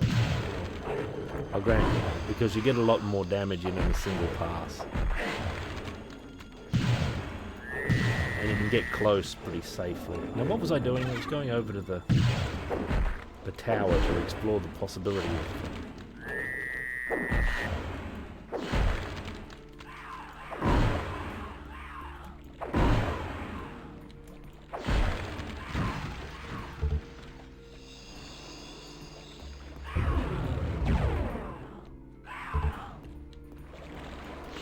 Might be on top of the tower. I didn't exactly get a good look.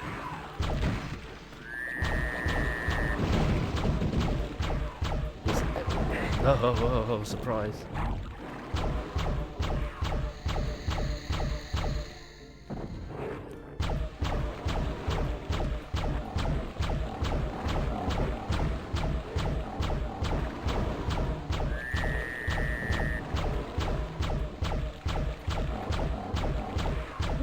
What if it's in the swamp?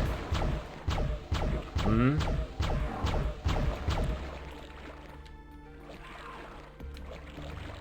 Those bloody things down there. They're not so bad. You just go backwards and you shoot this weapon. When they jump up, you stun lock them.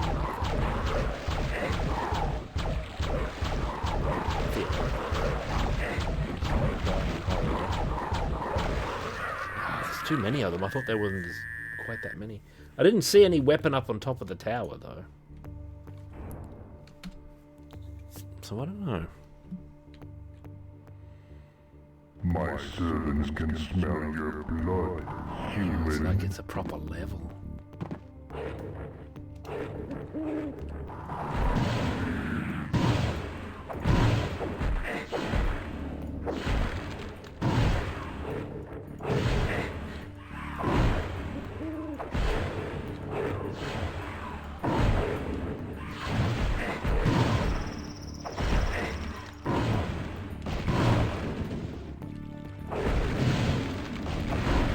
Weapon you can play in a fairly warrior-like fashion, actually, if you go into these close attacks.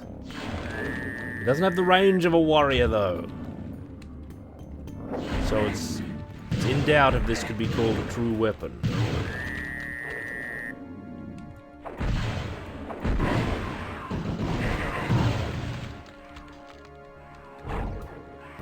Oh, the platinum helmet.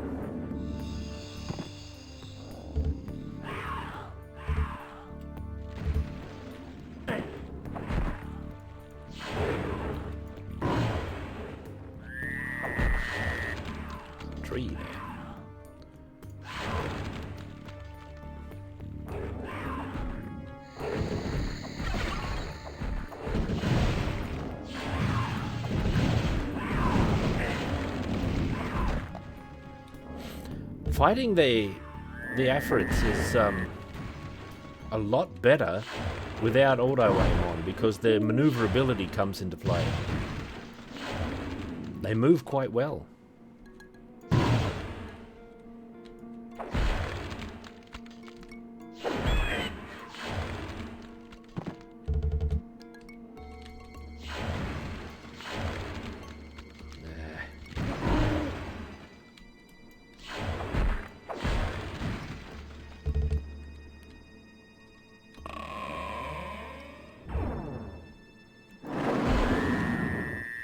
Doors opening like that was virtually unheard of back during this age as well.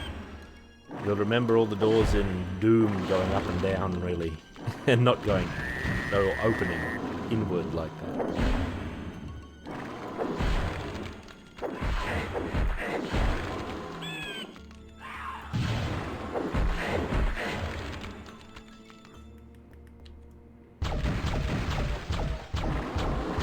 Hey, Devil. Behind me active.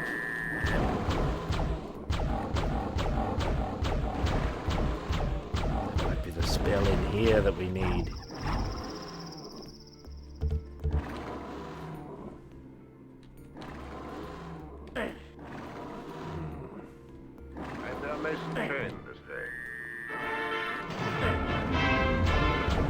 What's this? Behebeyond? Well, man, this is a peculiar hour. Needs must. And thank you for 42 months of power. A worthy number. Oh.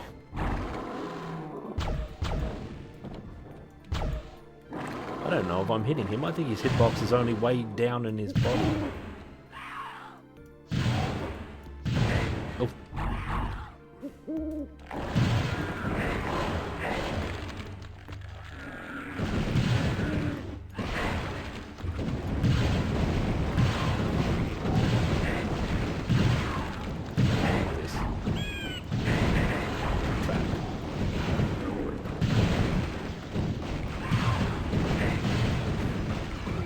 Spell here. Well, I must say, this must be where the clerics is. Unless it's up in that chamber there. I don't remember how you get up there exactly.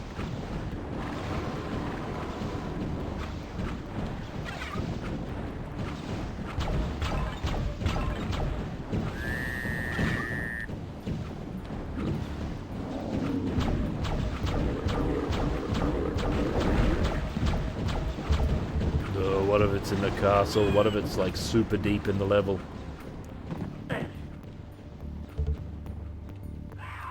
I'll do a save here. In secret. I'll find that spell.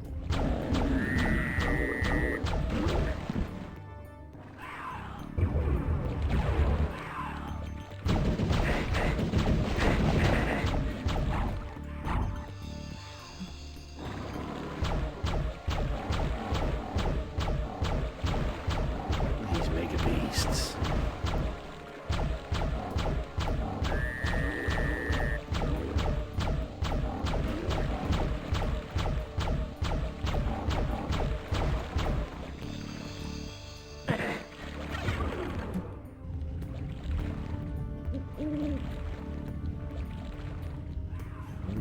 Not around there.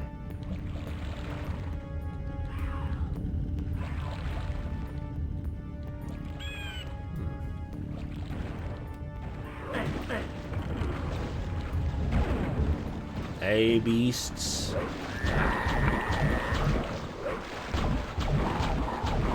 They're great enemies, these lurkers. I think they're wonderful.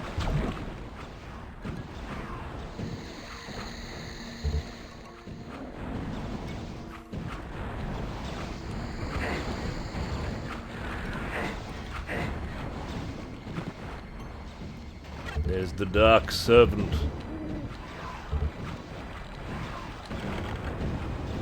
Don't see any spell on top of the tower. It'd be a good place to put it. That might be on a different difficulty.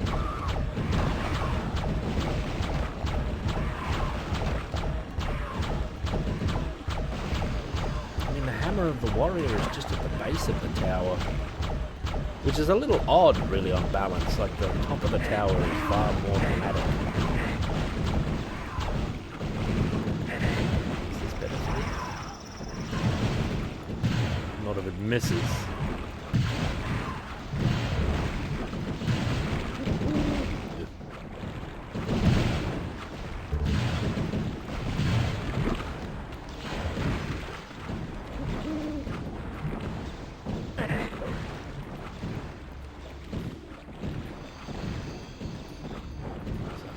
Getting in the little hollow there. Well, what a nose.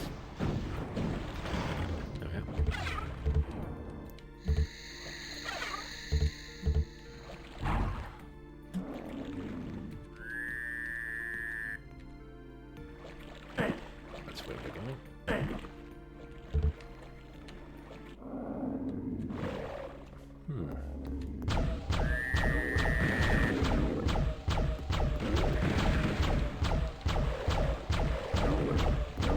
What if the third weapon is in the area with the death drop?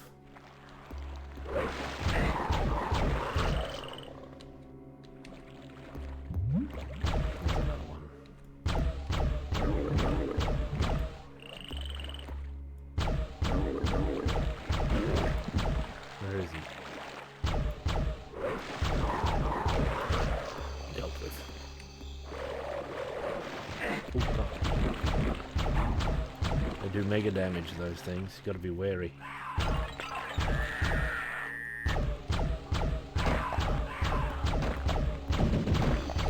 They're more cautious than zero caution.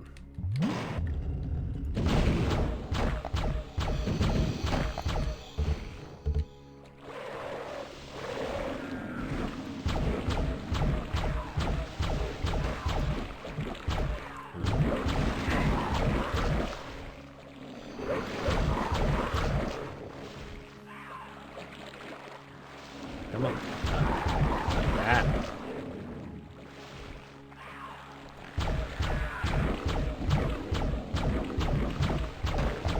They're also easier with the warrior.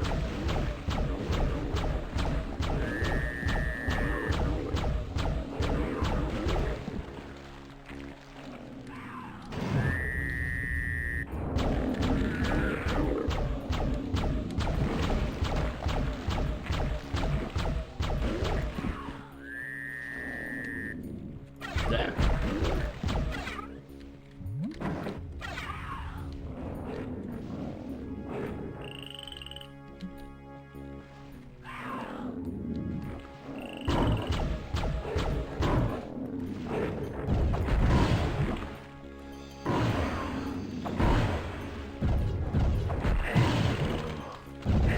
starting to shoot the projectiles.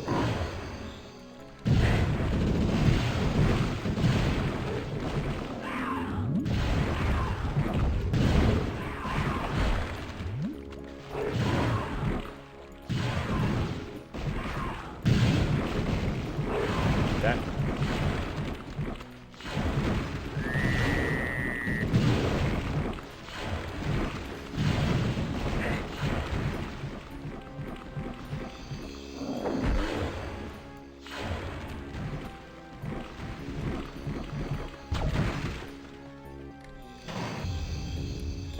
Look at this stupid busy work section here.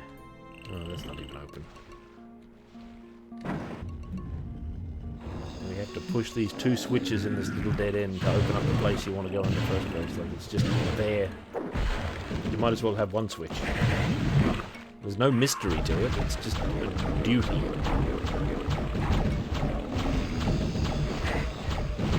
Just a minor task. There are lurkers here. There is a current all through this, if you don't notice. It moves you along like a conveyor belt.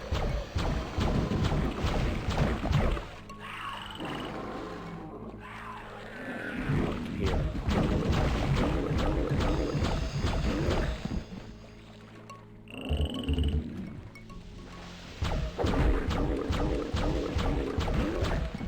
This does a thing, but doesn't open that. That's a whole other matter. Oh, there they are.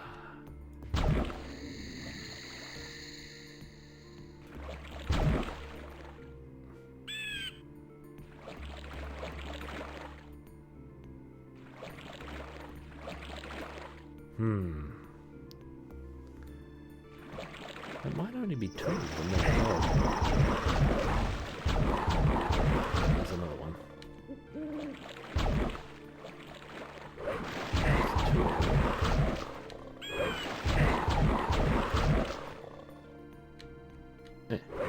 Oh god.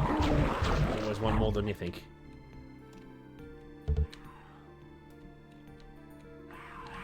Hey,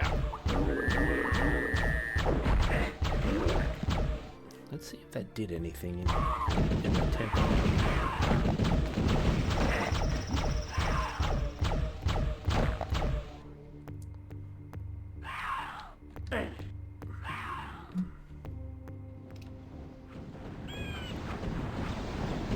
The temple's in complete chaos. Oh, we're up here.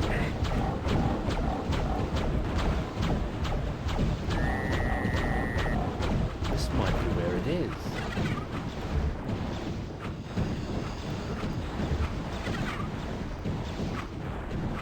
This might be where the cleric's one is.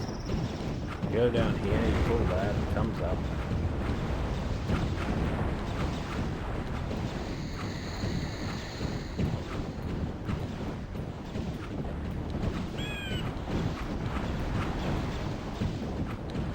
Rom hook. I prefer Hexen to Heretic overall. Heretic, great though. So we've got to light up all 6 of these. We've done none of that yet.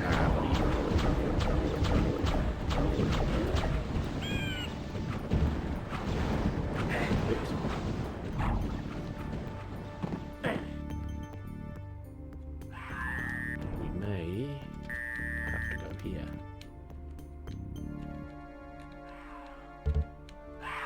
Oh, there it is. So it's a tome.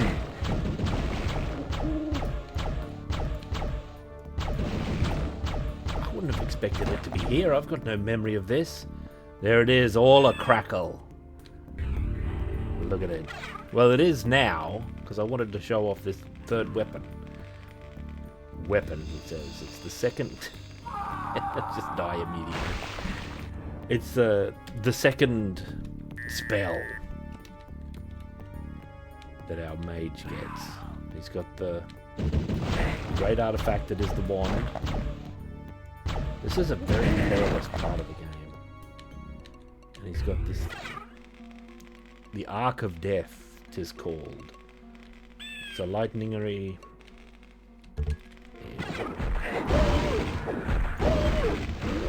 It's a great thing when we're out in the open enough to see it. Then we just make sure we immediately...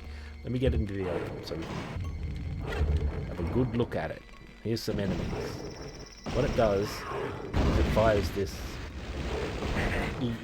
lightning that attaches to the floor and the ceiling and sticks to enemies. See how it stays on them? Oh, it also sticks to objects. This is a very satisfying thing to use for battle. It's a great spell.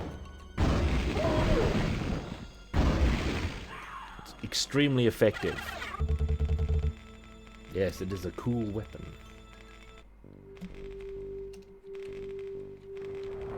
And then when you get it, this is, I think, when the mage sort of comes alive.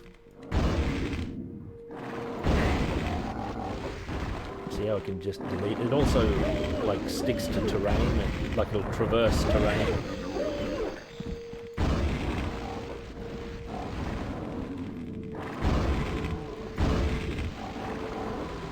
It's really good. Like, it's unlike any other weapon in a first-person game like this.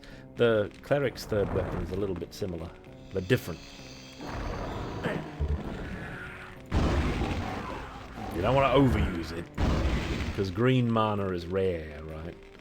But you want to get good value out of it at the same time, you know?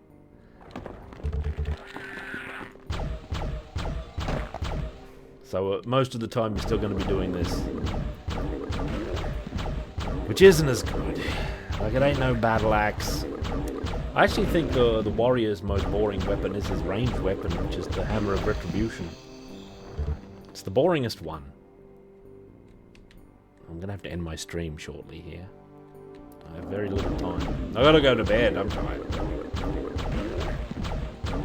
No, you never get a lightning spell like that. It's like, it's virtually unique.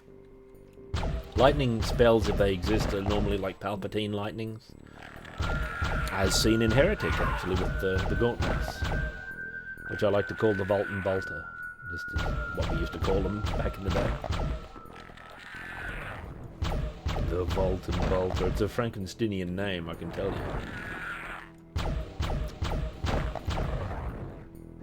And a bit more indicative of what the weapon is than Gauntlets of the Necromancer, or whatever it's called. I don't know why it's called that. It's got nothing to do with it.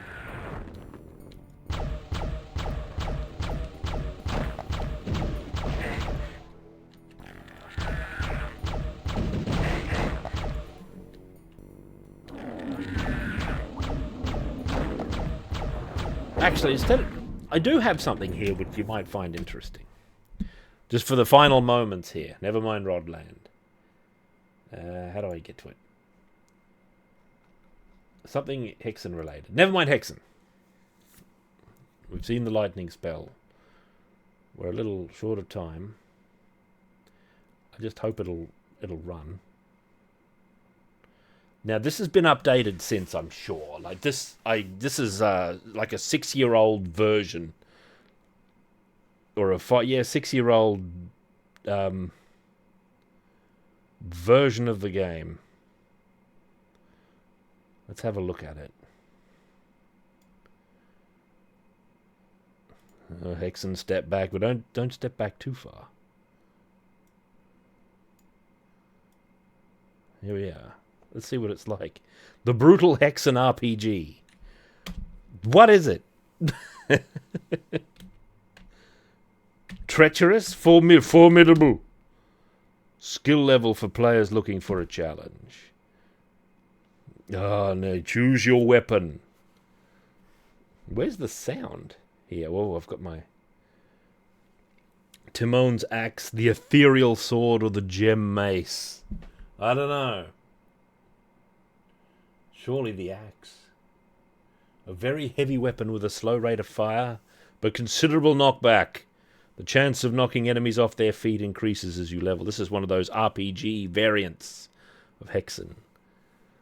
You also gain a tremor wave attack as you level up. What is this? I haven't meddled with this very much because it was like really unfinished. And I thought, well, I'll just wait for it to be finished. Let's choose weapon. Oh, we've got a shield and everything. The Golem Familiar. Alright. Where's the sound gone? That's all these critters. Ah, get out of here.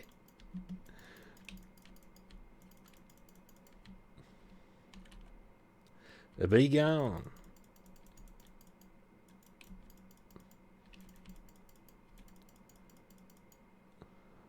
How come there is no sound on this?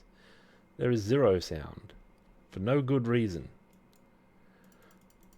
But it's interesting the work that's been done. Oh, your attacks carry you forward. That's wild. Forgot that detail. There's all these new animations. We've got a shield to block with. Which is like something that gets added to Hexen in many, many mods, if I recall right.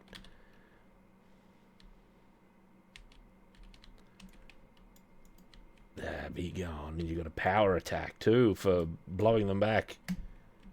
You can block. The enemies are more aggressive. There's a lot more blood.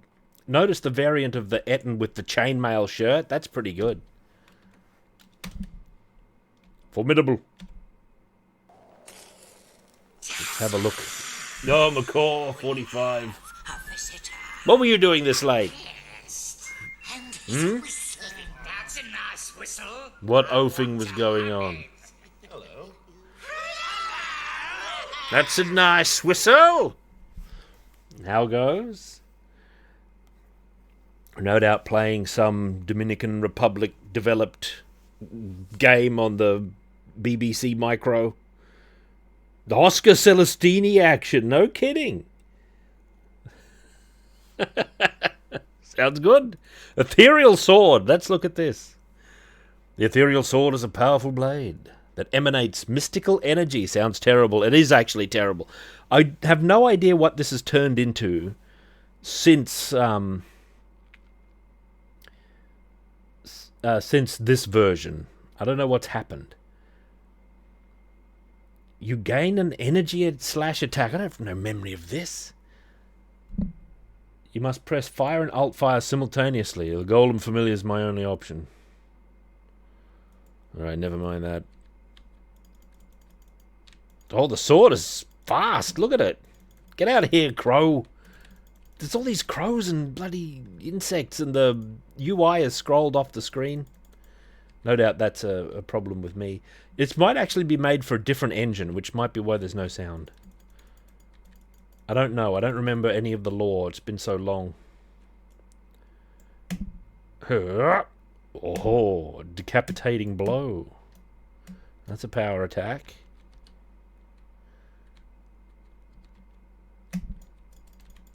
But this isn't the mage. Like, I don't think you can play as the mage in this. I think you get... I think the warrior's been elaborated on, and I think the mage got nothing. But I think... Hang on. I've got a memory of doing this. I think if I load the heretic version into Hexen, I think it gives us the wand from that game and puts it in Hexen. That's Sasuga. Well met. Cleric Preston. McCaw, I was saying earlier of your playthrough of Hexen that you were a fool for choosing the cleric, the false class. There's 2 false classes, mage and cleric. The warrior's great. You would have had a great time if you played warrior. Maybe you've played it again since. It's also the best and most powerful class. Let's see if this works. Alright. Never mind Rodland. Yeah, see, it puts the heretic logo. I could have just loaded heretic, actually. With its rebalancing of the weapons. Here we are. Oh, yeah, there's the... And if I'm right... Hang on. What's going on? Where's the sound? Sound options. It's there. Is there like an enable sound... Sound backend? No sound. What? Why would there be no sound?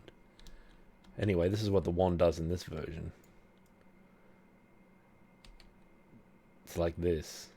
This is the enhanced wand from the brutal heretic thing. You can load it into Hexen, because why not? Actually, you do run out of ammo, and then you can't Yeah, the parry version.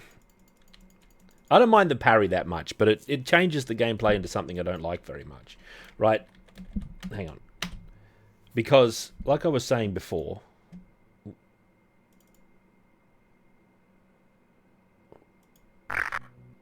Oh, the sound is back. I don't know what's going on with the sound there, with those versions. When you play as the cleric... Oh, I've lost my chat box. Right, here he is. And you want cardinal difficulty. I choose the axe. I think there's Dragoon Zero arming for battle. Well met. 42 months of power. I thank you. When you're playing the cleric, I think a lot of people play it for 2 seconds. Especially after playing the fighter. They do this and they think, oh, this is what the battle is? This sucks. I'm just going to be doing this for the whole game. The mace is underserved, right? Metro 2003. I'll see you there. Thank you. The mace is underserved because it's actually much more exciting than the Mage's wand. We've had enough of the Mage's wand for tonight. The warriors are starting to take over again. And that's right. Thank you, Cora. Some troubleshooting. But this weapon is an exciting weapon because when you get into the later stages, when you're trying to conserve your mana and you're not using the stupid serpent staff, it's still fun to use. It's not as strong as the warrior, and that actually gives it an edge and excitement because you're more vulnerable using it.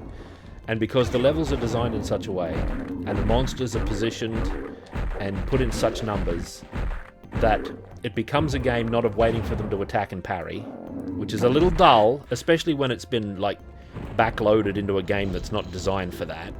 This is designed for knowing your surroundings, where your enemy are, like listening to them, and attacking them whilst maneuvering so that you don't get surrounded. Now, this is the first area, so it's not even difficult, right? This is the easy part. There's no match. No one has any trouble here. The first... Actually, they do, because there's a trap here to let you know the nature of the game a little bit. There's 2 sections of the nature of the game very early on. There's this, where it's like, it's empty, where do I go? You have to figure out that, firstly, that you can break the glass, and it tells you immediately there's things behind the glass. Even if you break the wrong one, it shows you the alcoves. So you're going to break them all, and you'll inevitably find a secret passage. This is super satisfying. I remember so clearly the first time I ever found this secret passage. I opened this, and I saw these stairs, and I was like, oh, there's like a secret dungeon here. Who knows how they get in and out for casual business? Because, like, for all of that stuff that's good, there's, like, the lapses where it's like, this is completely sealed off unless they have, like, some mystical way of getting in there. But they put the key to, like, the main gate of the area down here, so it's in a really inconvenient location.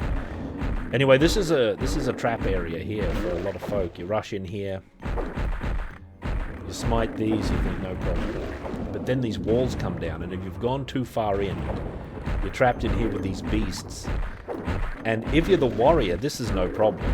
Well, if you're experienced at play and you're the warrior, this is no problem, because you can maneuver around, and you'll have like an idea of how many monsters there are, and you'll understand the behavior of the monsters, how these enemies move, and how they deploy their aggression, and you can deal with them in a way that's not exactly in no way the same, but a little reminiscent of a beat 'em up, where you're worrying about what enemies are where, what they're doing, what they can do, and where you are, and if you can control them and corral them and all that sort of thing. And that's fun. But I think people like the developers at Night Dive think something's missing from this, and I don't think anything's missing from this. I think it's easy at the start, and later on when there's cunningly placed enemies and you want to save your mana for other stuff, especially when you don't know exactly what's coming up. You don't really want to burn through all your green mana, and you don't want to burn through all your blue mana. You might need that. You might see a few ettins and you'll think, well, I'll use this mace. But you're on edge as well, because you know anything can happen at any time. You don't know what's going to happen on your first play. That's very exciting. And hard to recapture. Like, even if you're playing an all-new set of levels, like a new WOD or a new campaign, You still know the enemies. Yeah, that's somewhat in the spirit of the original developers might have done something like that if they... Because, like, everyone's first idea is to put a shield in it. It feels natural to the weapons. Like, when you're the warrior and you've got the Axe of Timon, or you're the cleric and you've got the mace, it would feel natural to just have a shield. So there's many, many mods that add a shield. And some of them even have a parry function in, like, the modern sense of the word, where it gives you, like, an immediate advantage, or stuns the enemy or something like that. I don't know what the first parry in action games is. The earliest one I can think of is Knights of the Round, where you can block the enemy's attack and it makes you temporarily invulnerable. It doesn't do anything to them so much, but it makes you temporarily invulnerable. By parry, I mean like the modern sense in that you block an attack and you have an advantage, like immediately. I don't know what the first one is. This is a trap that's intimidating too, first time you see it. But if you know you can just move first, you just follow them in sequence, you can just move through, it's no problem. So unlike with the mage, we can't ring the bell early. Right? With this character. That Night Dive version, it added an achievement for ringing the bell early. Just to let you know that they know that you can do it. You know, it's like they're saying, you haven't got one over on us, we actually knew that already. We knew you can so-called sequence break. It's not a sequence break, it's just a trick you can do. You're not skipping the level. It's just a trick. It's just something you can do if you want. But they had to make sure that they knew first. You think you're clever? We already thought of it and we put an achievement here. So that you know that we know. You know. A lot of achievements are like that. You're not smart. We thought of it first. I really love Morrowind's blocking. Because it's a saving throw. Right? It's basically a Warhammer style parry save. It's not a... Yeah, it's cynical, but I don't mean to be so cynical. I'm mainly joking. Right? It's a good thing to have an achievement for. Because when you figure it out, it's a pleasant surprise. That's the other way of looking at it. You're like, oh, I found one of the secrets. You know? It's something that only the mage can ordinarily do. Unless... I wonder if you could trick one of the enemies into doing it. I don't know. That's an advanced move. Let's get to the cleric's second weapon. I'm not going to play through this hub entirely again. Well, I might if I don't die. You know. This is the cleric. But I find this way more engaging than that stupid wand.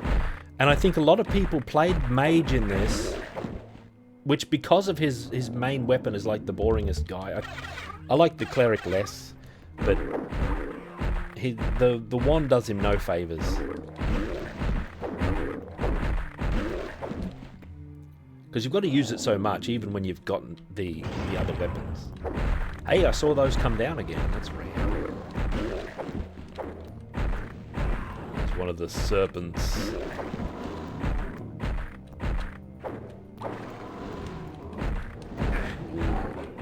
It takes a lot of mace hits, actually, to kill a serpent. Quick. Or they expire.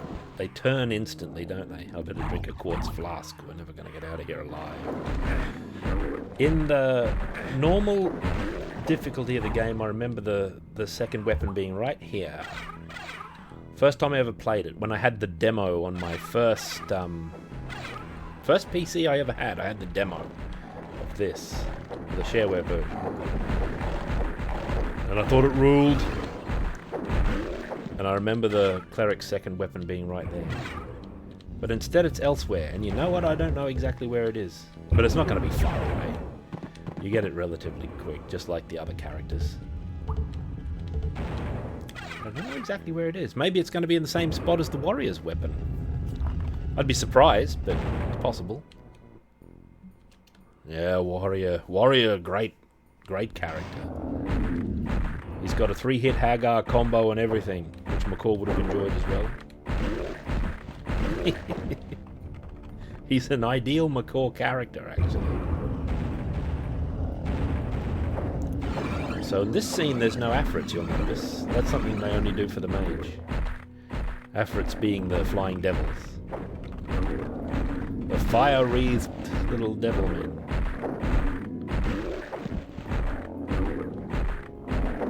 So here, this is the warrior technique. The basic way is you take command of the stairs. But if I'm the warrior, I'm down here usually. Because at that point you get his second weapon and it allows you to just cleave left and right with this great axe and smite these enemies from the face of the earth. And it's really satisfying. The warrior's the best.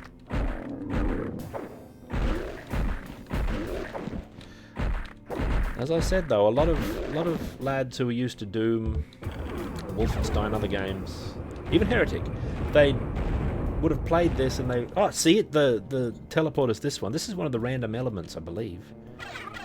One of these will be the teleporter, the others will crush you. A lot of lads were intimidated by playing the warrior because of the close-in weapon. He had no ranged weapon. The cleric got one, but the warrior doesn't get one until like the second hub, and even then it's the rocket launcher equivalent. You know, it's not a general purpose weapon.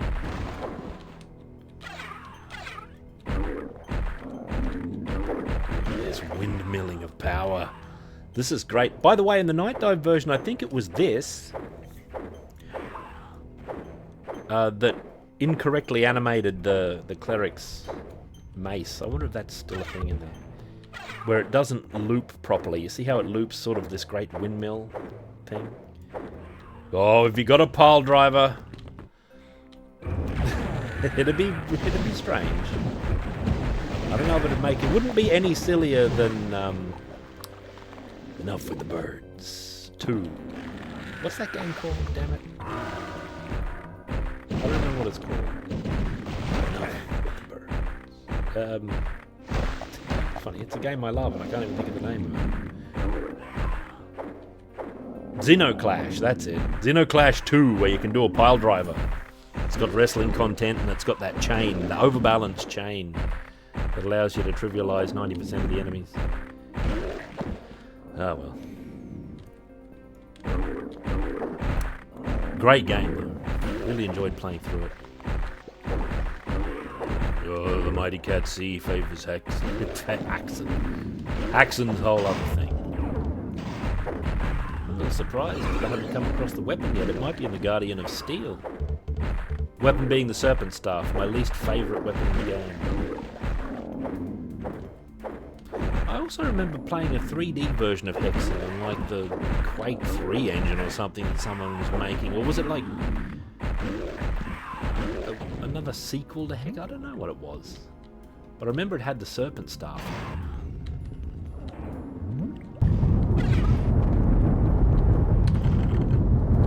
Many times, many folk have fallen off this bridge, including me.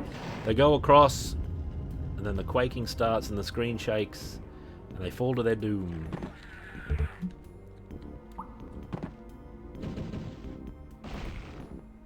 Like that. Did I pull this? Yes, I did. Alright, let's get out of here, man. Let's go to the land of steel. Who knows where our weapon is? We'll come across it soon enough. That's the first one.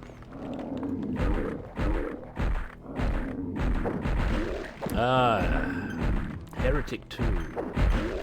I'd love to play Heretic 2. Is there a release of it somewhere? Or like a version I could get that's like stabilized and will run? And heaven forbid, maybe it'll even capture on OBS and I can play it. I'm going to say that side art's really quite nice. The colour is good for the angles of it, focus the attention into the centre of the screen there. It's not overpowering.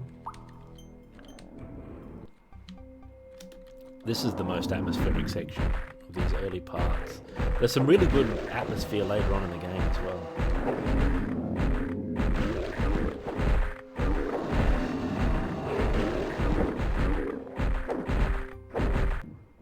Oh. They pushed me out.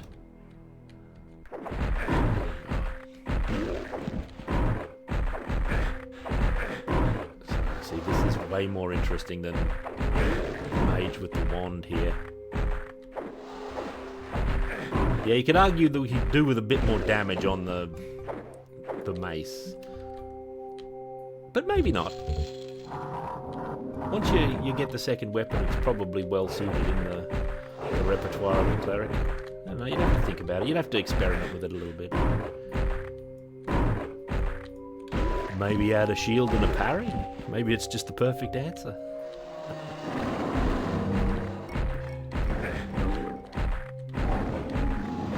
You can do this.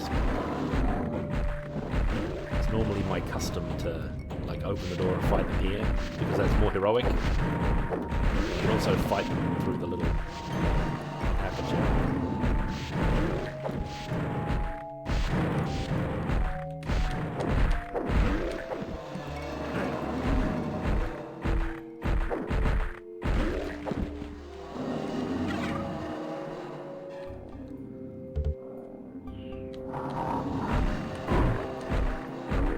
These are still a silly enemy, the centaurs with their blocking and just the delay tactic. It doesn't really... Because it's not like they block and then they're covering for some other enemy that's going to get you. The enemies aren't like configured like that. They don't form a cohesive battle unit or anything. They're just there to sponge more hits than their health actually allows them to. Look how long it takes. Even when you're the wizard. Arguably the wizard should be able to like penetrate the shield with the wand. Should be able to just strike them straight through it, really.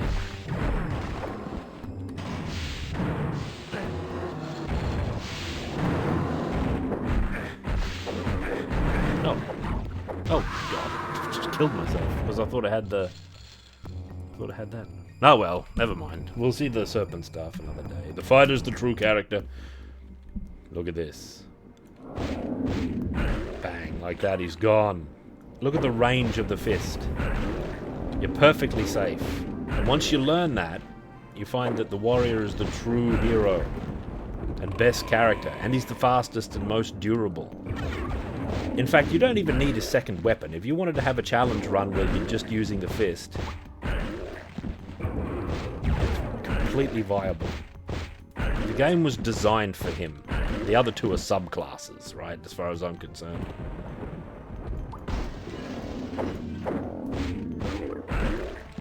Like that.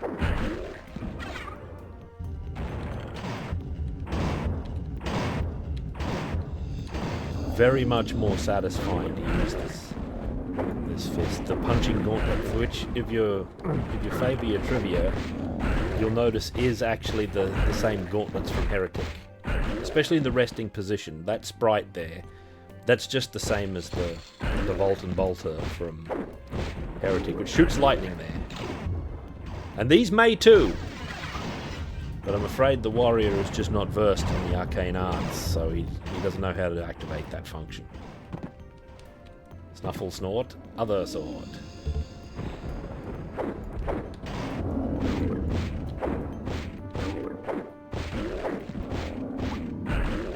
Third hit is very good with that follow through.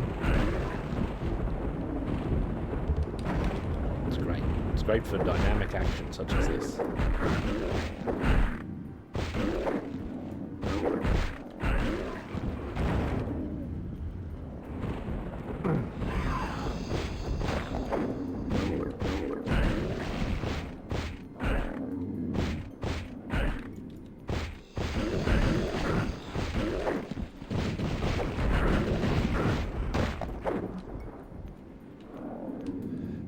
Yeah, they have the same mechanics as the Doom Chainsaw.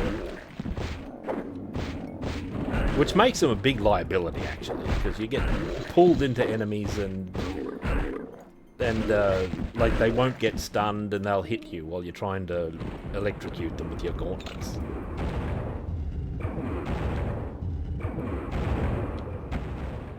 Big problem.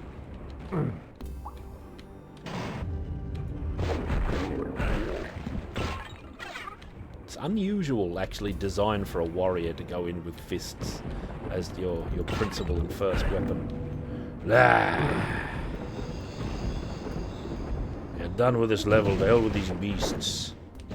Let's just go and get the axe. This, by the way, is not really here. It blocks Are you you, ready to die? but things will go straight through it. Your shots, the flasks that you throw, which I just did by accident.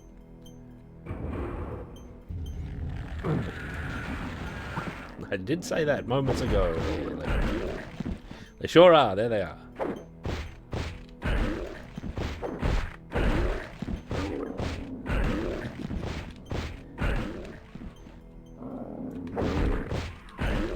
Be gone. Come on, beast. Taking many hits. In my anxiousness to get to the axe.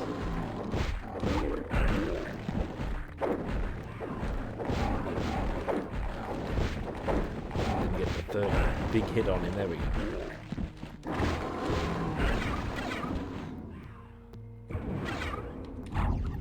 Let's get this blue mana, because the Axe of Timon devours blue mana. That's its nature.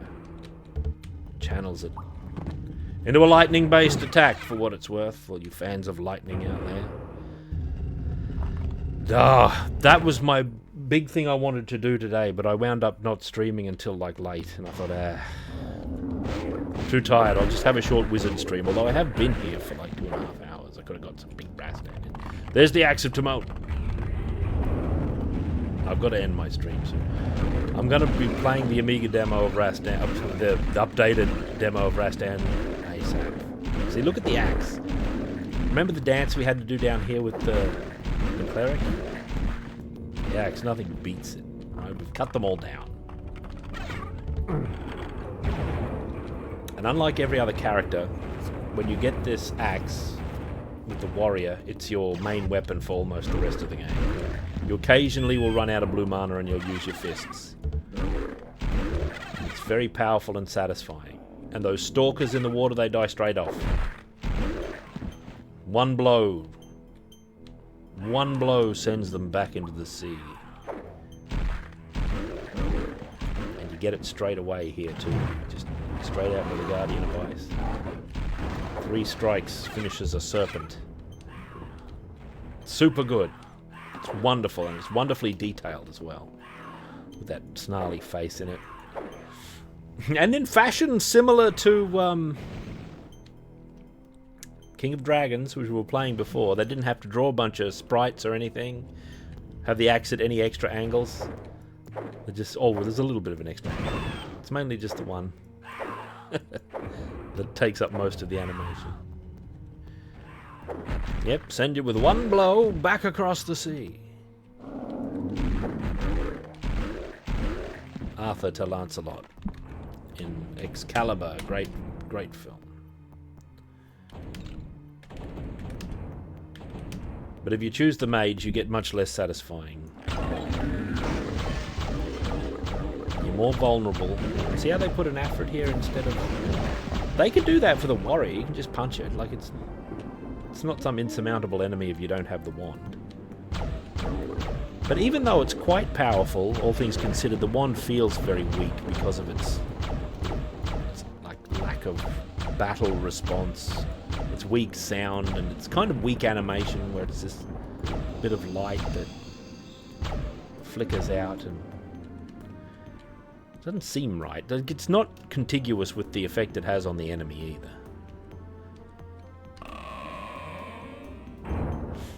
I'm actually intending to play Blade of Darkness at some point in the relatively near future. What character should I play? It's got a dwarf in it. It's got a dwarf, and it's got a barbarian, and an Amazon, and someone else. Some other character that I probably won't play as. The Amazon step back. It's really between barbarian and dwarf, but which is the true character? I remember it's got some involved idiosyncratic controls as well. I remember it's got combos, which is why I thought that Sword of Yana might have combos, because the skeletons are doing them, but I can't get them to work. What am I doing? Enough of this. Enough mage And what about about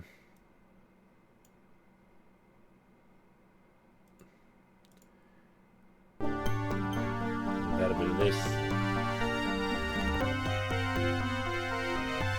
Here it is, the famous heretic. But I've put the brutal heretic mod in just to show it off, because I find it kind of interesting, right? Where it's got this version of the wand with ammo this time, where it does that. It's a very powerful wand. It doesn't feel very wandy, right? In this game, you play as an elf, which is one of the only satisfying ways that a Doom engine game has ever justified the absurd sort of speed it lets you move at, because elves are fleet of foot. No doubt he has magic upon him too. He's an enchanted figure. So there's more horrible violence and blood in this mod. But I very much like the... God, that's not the use key. What did I just do? I threw one of the flasks. That's the use key on this. Okay. This is a secret I never used to find here. There's the shield. But I find the brutal mods pretty interesting. I don't think they replace the original Doom, but as high effort, like works of great passion and dedication, they're extremely interesting in what they do with them. I'm actually more interested in versions of Hexen and Heretic, and I haven't checked for a long time to see what's been going on with such mods.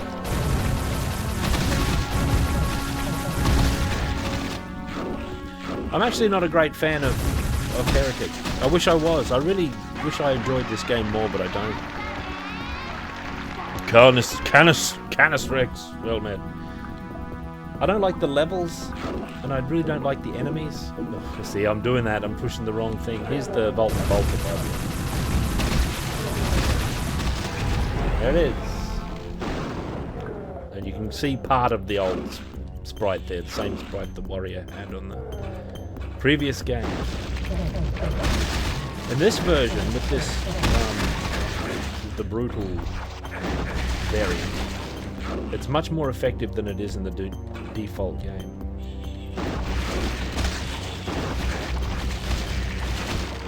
Right, you can actually rely on it extremely well. Whoops. The use and item keys are reversed from the last time I was playing.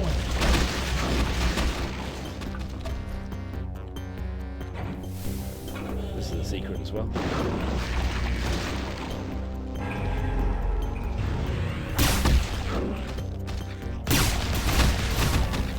They improved the ethereal crossbow a great deal. Now it feels very crossbow-like. It's getting me open. Oh, it fell off, doesn't it?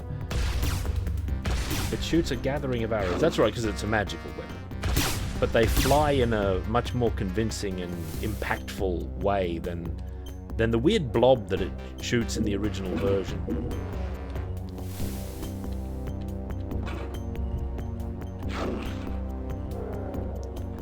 This opens up. Yeah, here we go. Here we go. There's one of the phantasmal axe throwers, who for some reason dropped the ethereal arrows. For some reason the crossbow shoots arrows and not bolts or something like that.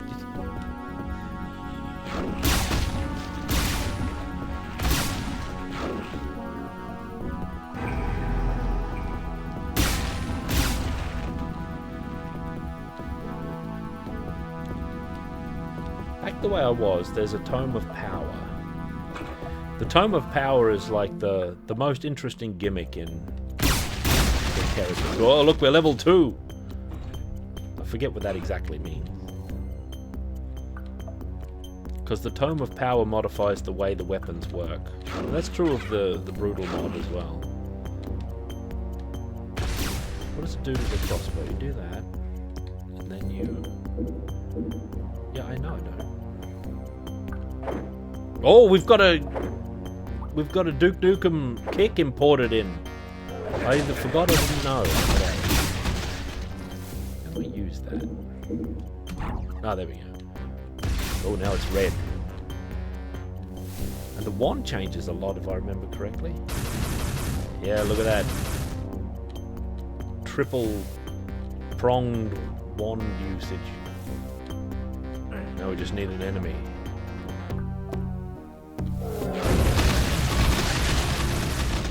So it's an interesting variant on alternate fire that it's a different mode you enter when you use a power-up. It's quite arcade-like for a game of this vintage to have gone in for a power-up.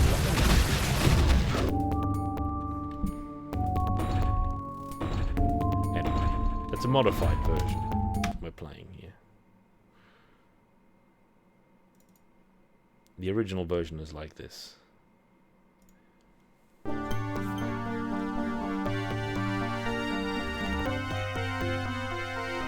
I think that's too narrow. There we go. That's better. Yeah, great concept. And they rewarded you, like they made replayability better because you would be able to sort of plan ahead for parts that you knew they'd be useful in, and you'd use them accordingly, right?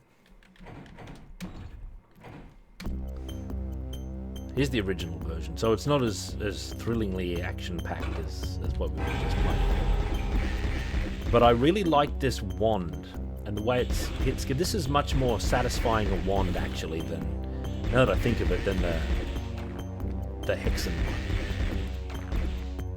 one. Right? Why is it so? Why? It doesn't seem like as powerful, but the impact it has on the enemies, it doesn't pass through, and the sound effect, which makes this searing kind of sound, right, where it's like it's burning. I actually enjoy this more than the powered up version from the brutal mod I was just playing, actually. Now that I've got it in hand again, using it right after, this is preferable. The paddle pace is back to normal and feels good. The keys never look like keys in this game. This is the docks, by the way. This is a typical Doom engine attempt at making an area look realistic, with these piers that come out into the water, and there's a lock here where like boats would come and they'd open this and they'd come in here and drop their wares off in this warehouse. Right. It's good. Oh, Julius Sumner Miller. Never encountered too many folk who know about him. I guess he's well known. Well, I guess he's not that well known to me. That's why he seems obscure to me.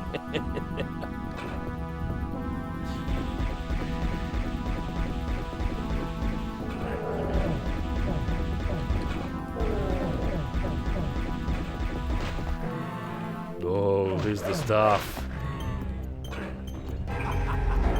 Bolton Bolter. There it is.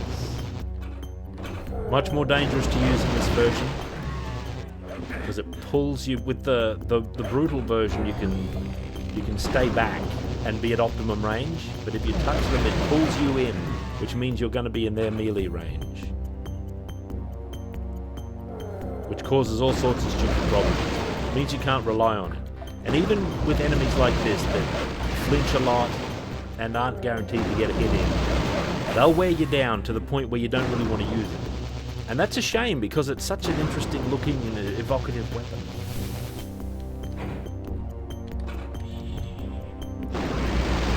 Unfortunately, this is still the era of melee weapons being characterized as emergency weapons only. Here's the crossbow. I've always found this version of the crossbow very unsatisfying. But Orky, you're quite right. Like you can use it.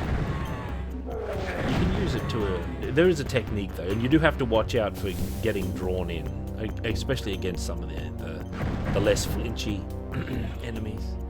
And it's really good with a Tome of Power, I believe. Oh, by the way, that's impossible to do in the original version. I just did that by reflex, this jump. There's no jump in classic Doom engine. You gotta, when you're playing one of the custom engines, you gotta watch out if there's a jump, because you can sometimes catch yourself doing it reflexively. You can just skip whole bits of levels. Anyway, I never really enjoyed the old crossbow. I find it unsatisfying, and it's like it's hard to tell what the main projectile even is. So it's like, what am I shooting? The side things look like arrows. It's like a bolt of magic. See, look at it. It's like that. You can sort of get a look at it. You can run to the side of it.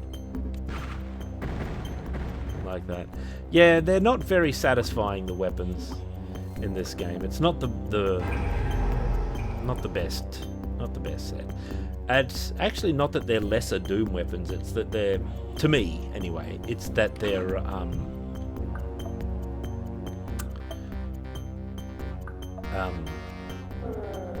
it's that they had to have parallels to Doom, which is something that Hexen didn't do. It's got its own stuff going on. There's no parallel to the Arc of Death in Doom, right? That's a unique attack that the Mage has.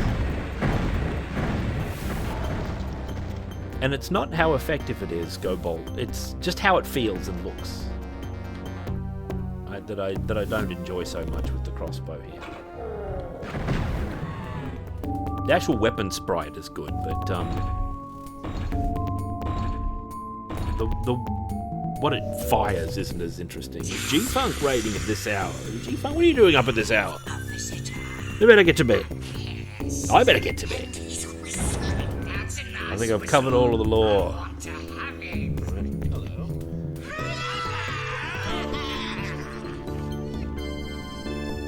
This level is where you get the chain gun equivalent.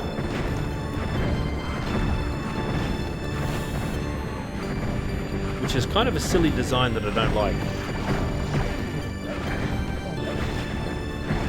And if I can get it, it's in here, isn't it? Or is it somewhere else? No, it's in there. I can see the bottom of it.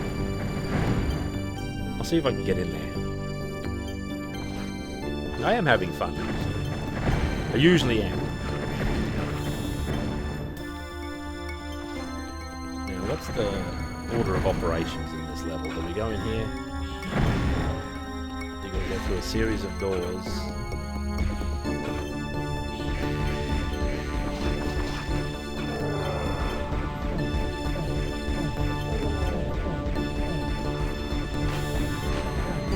The saber claws don't get stuck. This is an unusual trap where they're behind one of these walls that are just an open space with a texture over it. It's not a real wall. There's a bunch of enemies, and I'm just using all my ammo.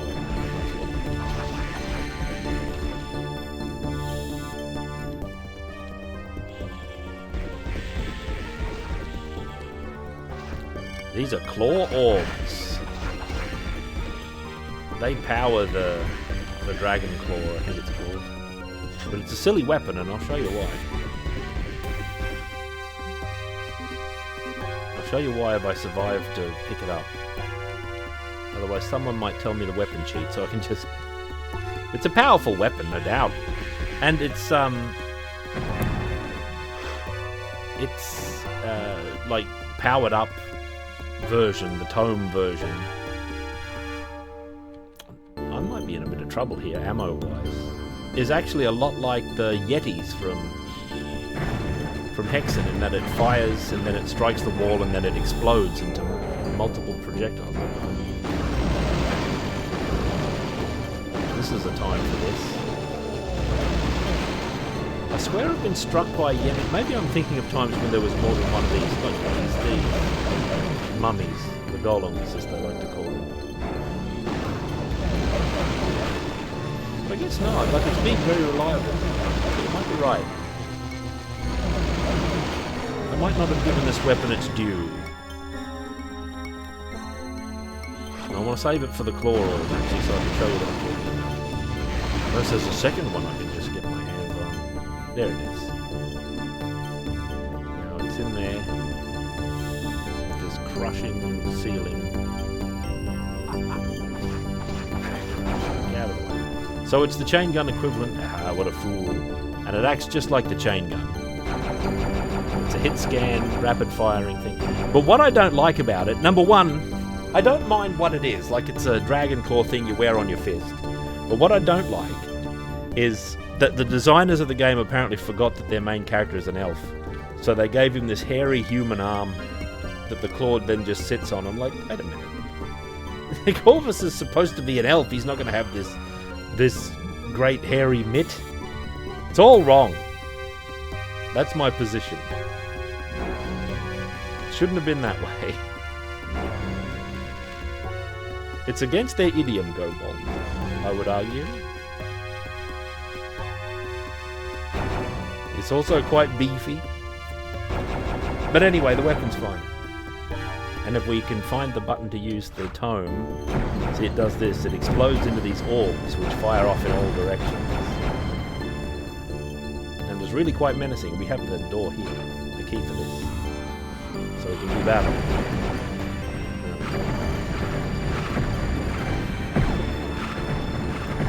What is the... Oh, the staff even gets powered up. One does that. This is red and very, very powerful. Damage kick. Oh, they was getting hits in there. That he did. He hit me. What an absolute devil. And it sucks health. That's the other thing.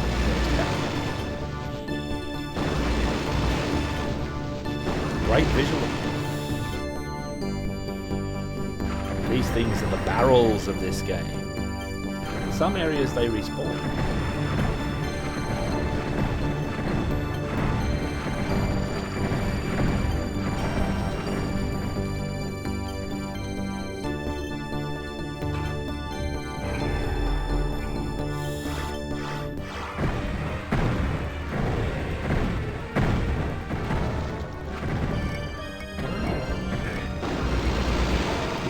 Gauntlet them reliably. I might just be plain old wrong about the gauntlet, actually.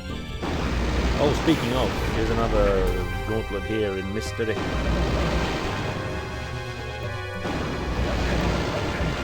I took 2 hits there.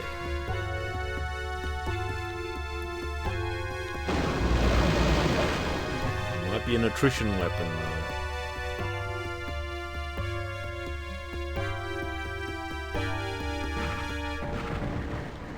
Don't have no blue key, do we?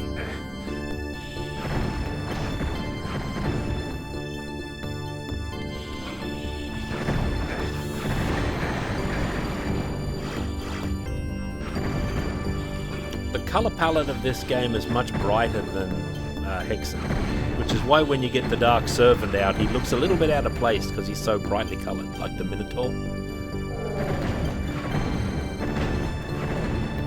I think this is a very good looking game.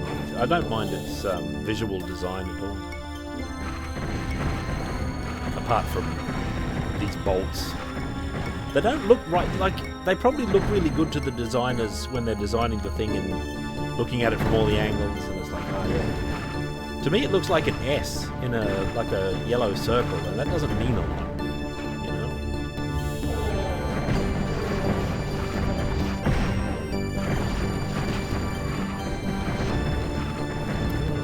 Second guess your experience. This is a big problem if you don't realise that there's a jump, or if you're playing it and you don't realise that this game doesn't normally have a jump and you're on one of these engines and you just reflexively get up on a thing. You're not supposed to be able to do that. You're supposed to be able to do it, you're meant to do it the secret-y way, like this. You get on this and you stay on it and you're up there. And you're getting all the treasure. And a big orb into the bargain.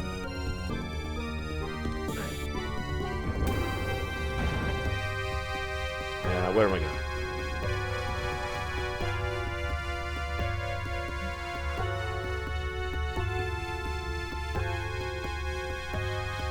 Where am I going? I don't have a new key. What did I miss? What did I miss and where did I miss it exactly? There's a way to get up there too, but I don't remember what it is. That's a blue door. That's a bit of here. There's something in here. Aha!